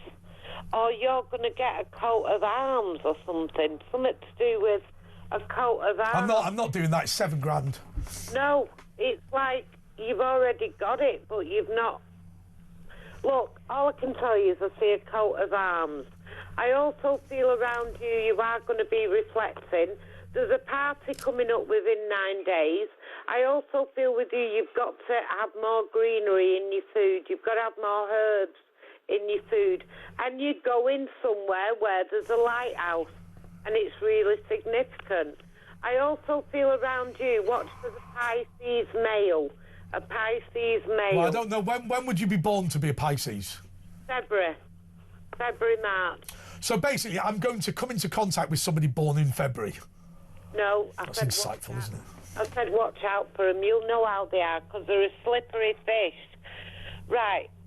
Ash, what I get for you is this. I keep seeing London Airport, but it isn't at Gatwick and it's not Heathrow. Luton or Stansted. It's like a private airport. I don't. RAF Norfolk. Biggin Hill. And there's something connected to that with you. I also feel around you, as I'm looking at you, somebody's looking through. Somebody wants a decent holiday in your house. In your house? You want to go on holiday in my house?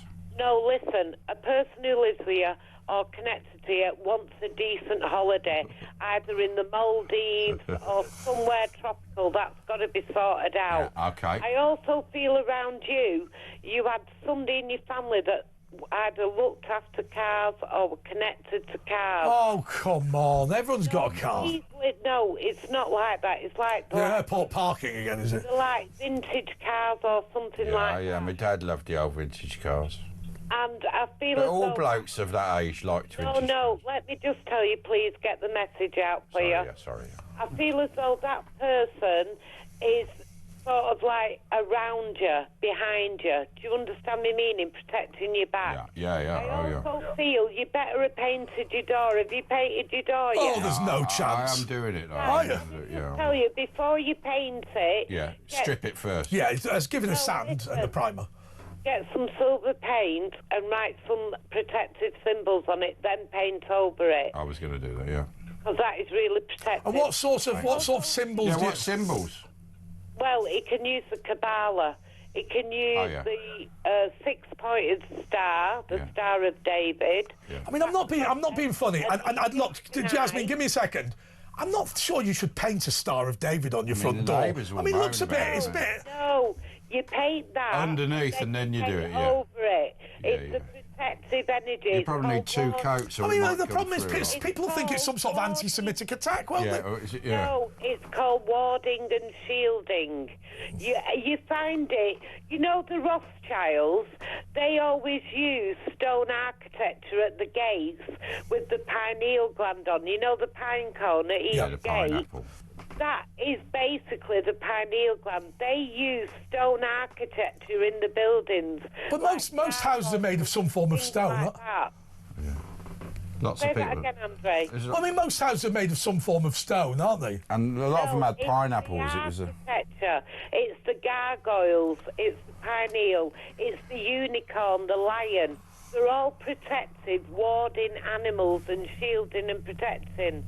And like when I see you, then Ash, I just saw a big lump of money falling in your lap.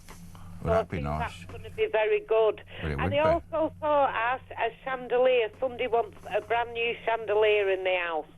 But I'm telling you now, there's something about another property about you're dealing with for two other people. Remember, I've said it. That's going to be coming up. I also feel around you as well as though you've got 4 new guests at your home, 4 people coming in, and they're going to be significant in you moving something forward. We're talking to Yasmin. Anyway, look, we've got to take a little break here, Yasmin. Thanks for calling us, and I'll look out for all those stone pineal glands. Do not paint a Star of David on your house and leave it, because people they'll think there's been some sort of anti-Semitic attack. I know, or something. yeah. We're going to go to Carol in Bishopton, Renfrewshire. She's not actually in Bishopton, as she will point out, but that'll be after these important messages.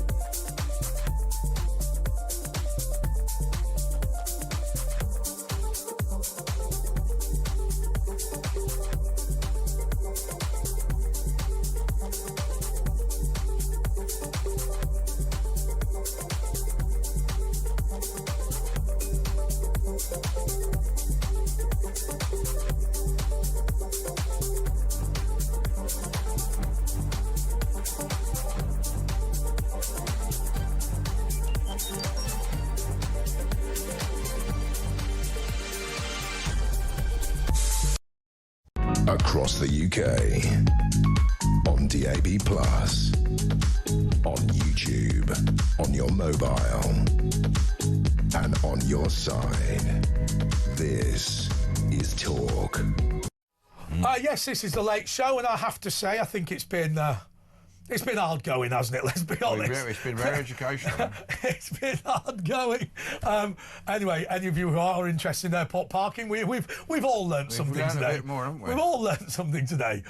Hey, by the way, I'll tell you what. My granddad, who was 91 yesterday or the other day, he's still around. Your granddad, is he? Your dad's dad or your mum's dad? Or? Well, it's a stepfather actually. Right. There was this, where he lives in Spain, he's got this flat, and all the old people sort of live there and whatever, and there's a pub downstairs, and unbelievably, this is stupid, the pub landlord used to tell all of the residents, when you go back to UK, give me the keys, just in case there's a problem. Yeah, that old chestnut. That old chestnut. Anyway, this bloke was making off like a bandit. He was renting out all the flats when people weren't there, like 50 of them. He was absolutely loaded. They used to say never tell the police that you're going away, because they used to say tell us so we can keep an eye on your house, but it'd inevitably get burgled in the old days. Carol in Renfrewshire calling from the Bishopton Exchange. Hello, Ash. Hi, Carol. Hi, Ash. I just wanted to ask you, it's quite serious, as a member of the Jewish community, have you ever felt unsafe or threatened in your own community? Well, not. I mean, a little bit here and there, but nothing terrible. Did October the 7th change you? Obviously that did, but it was the reaction that around the world when we saw what the reaction was the shocker. I hate to see persecution. Ash, and I've followed. My first introduction about Jewish people was over 40 years ago when I read a book called "For Those I Love" by Martin Shaw, I think his name was. And he was a young Jewish boy that had been put into Auschwitz. And that introduced me to it. And I've always said I was going to go to Auschwitz to pay my respects. I've never been able to do it, but my 3 children have all done it on my behalf. Oh, well, that's good. It's not particularly difficult. I mean, I've not been there. But I've been to Belzec, which Belzec is the Operation Reinhardt place. And Belzec's a bit funny because they blew it up, and also of the 500,000 people that went, only 7 people survived. So there's not a great deal of information about the place. But Auschwitz is relatively easy to get to. You just go to Krakow in Poland, don't you? Just get a plane, 50 quid. Yeah, no. It's become a bit like a theme park now. I think some people treat it a bit like, Funnily enough, Asher, that's why I've not gone. Yeah. I'll tell you why. So, I would want to go as a matter of interest, which I don't think is a good reason to go to a place of death. Now, everyone makes their own decision. I think that the place should be reserved for those people who need to learn about the Holocaust, say kids, people whose relatives died, generally people from the Jewish community who might be interested. But I think you've got to have a good reason to go. Now, Belzec, I'll tell you why I went to Belzec, because the refugee centre that we operated in Poland was in the same school where the first Jewish victims of Belzec were rounded up. So, anyway... Sorry, what's her name? Carol. Well, all my children went on my behalf, Ash. I'm not fit enough to travel there. And they were very, very respectful. All of them were very upset at what they witnessed there. Well, thank you. But they've been brought up. They've been brought up by They've been brought up well, Carol, yeah. They've been, they've been... Can I ask you, Carol, a similar question to what you asked? Are you now concerned for the safety of the Jewish community in Britain? Yes, I am. Yes, I am. Why? And it drives me crazy. The Jewish people brought nothing but goodness to this country after Auschwitz.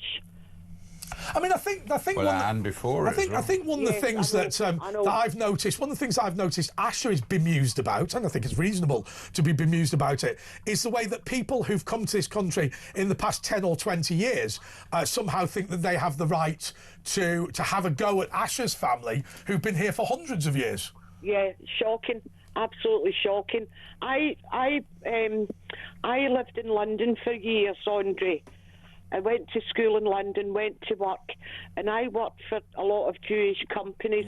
Was always treated very, very well. Yeah. I think it's also important to remember, and this is something that I think a lot of the viewers and listeners forget, because the Jewish people that quite often you see on TV or radio might be somehow associated with the Holocaust, you get the impression that that every Jewish person in Britain came after the Second World War, but that isn't true. There's a large number of people who've been here for a huge amount of time. Oh yeah, I mean, there's been a lot of waves. I mean, from William the Conqueror, 1080s, they came over, and then they kicked out in 14, and then they came back, Oliver Cromwell, and then they came in the 1860s and 70s from Poland and Russia, and then there was a wave in the Second World War, so it's been constant, Well, all I can say, Ash, is any Jewish person I've ever been in contact with has always showed compassion and kindness to the rest of the community. Well, thank you there, Carol. That's very kind and very nice words. I mean, I think what I'm going to say is this. Look, it is not true to say that every single Jewish person is absolutely marvellous. But what I would say is, I think the religion itself has a tendency to make people better, and I think that's than they would have been. Part of the shtick. Anyway, we've got to take a little break here. We're coming back with Doogie in Sheffield after this.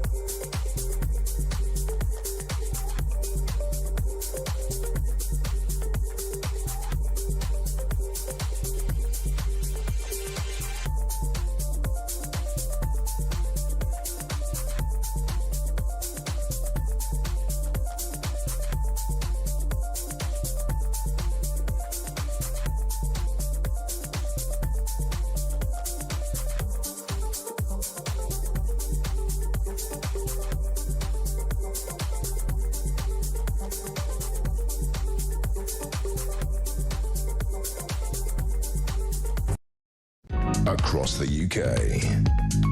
On DAB+. On YouTube. On your mobile. And on your side. This is Talk. Yes, this is Talk, and let's go straight to Dougie in Sheffield, is it? Yep. Yeah, unfortunately, yeah, it's Dougie, not Doogie. I know, yeah, Dougie would be Dougie in Sheffield, wouldn't it?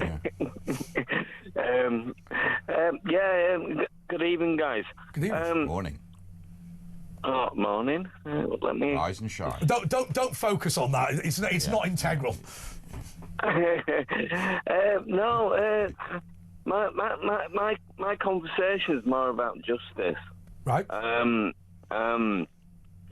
I used to be, because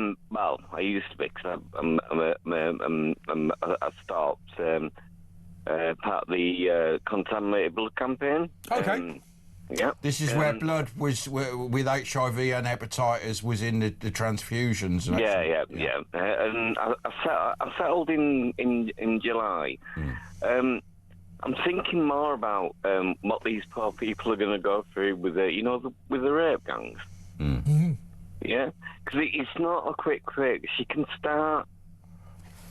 I'll tell you what I find bizarre about the contaminated blood. I should know a lot more about it because I had a blood transfusion in 1979 and my brother had two in 1983 in that really bad period of time. And when we were kids, there was a suggestion we'd take an HIV test, but in those days you couldn't get a mortgage if you'd ever had a test. It's not true now. But I don't understand why it took so long for them to get justice for the contaminated blood. It's fairly obvious what had happened. Insurance, and it were 2 inquiries. I'm a haemophiliac, by the way. So that might be why I got it.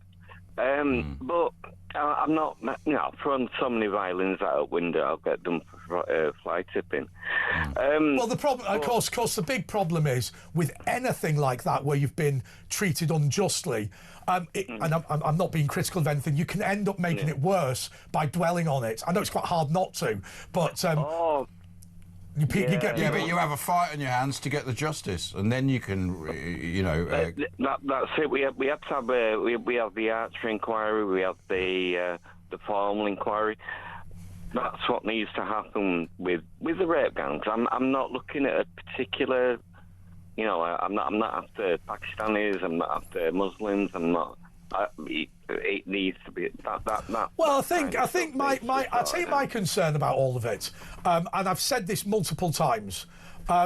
It is not true to say that the mosques pressured the police and social services to let offenders off. That claim, it has simply got no basis in fact whatsoever. And I think it's absolutely despicable to have allowed these people to offend in the way that they have and then blame the Muslims, right? So there are large... I mean, if you think about it, I've always said this before, there's two axes, isn't there, with the number of victims. One of them is how long the offender was out for, but the other is the number of perpetrators. And so if you've got one rapist who is on the streets for a week, he might have one victim. If he's on the streets for 10 years, he might have 50.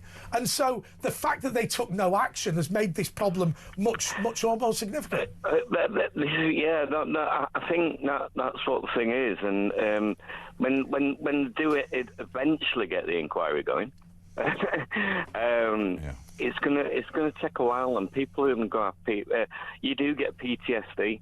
Yeah. People knock it in the long grass like they did with Hillsborough, so that all the perpetrators and the guilty ones are all gone. I think the big problem that you've got with the grooming gang inquiry is that when you look at things like a set of victims, they're not homogeneous, right? There's some people who feel one way, there's other people who feel not. The other additional problem that you have with the grooming gang victims is that they have been I was about to say let down. They have been meticulously ignored by public authorities, and so there is just no trust whatsoever. So when they say this person can be trusted, the victims naturally do not believe. I mean, we know it's all still going on now, and yet there's no need for inquiry. Let's just get a task force of honest, policemen who want to get this done and get arrests done and get it finished. Anyway, look, we got to go because Ben Fletcher's here and he's coming up after the news. Ben Fletcher is going when we to join up with Talk Sports and Talk TV. Ben Fletcher is going to tell us all about his show and we're not going to understand any of it. Go for him. Cricket,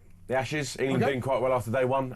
So the problem is with the Ashes, it's like a thimble, isn't it? What do you mean? It's the trophy, thing. I went to the '85 Ashes in Edgbaston back. It was pretty good, but it was only like £5-6 to get in. It's now like £150. It's a great day. But apparently we're going to have a good chance of winning the Ashes. Yeah, exactly. Bowling very well. Ben Stokes, Jofra Archer, England playing very well. He's in very good shape. I tell you, we'll be interested Stokes. in. We've got an author coming in, the guy who wrote the story of Tony Pike, legendary Ibiza hotelier. So have you ever seen the Wham Club Tropicana video? Yeah, that was in there, wasn't it? He was in that. So Pepsi and Shirley walk in. So they walk in arm in arm. You hear the sort of clink clonk of their high heels, and there's a guy with a sombrero who tips his hat to them with a big sort of handlebar moustache. That's Tony Pike. Really? So Matt Tribe, who's an author, has written a book about his life. Was it called Club Tropicana? What, the book? Where it is club? Pike's Hotel. And so you've got him on? It's a hotel, I should say. That would be a good Yes, he's coming on. I'm so looking forward to talking about that. I read the book while I was on holiday, so it's a really, really good sun lounger read. Well, I'll tell you what I've got to do at some point.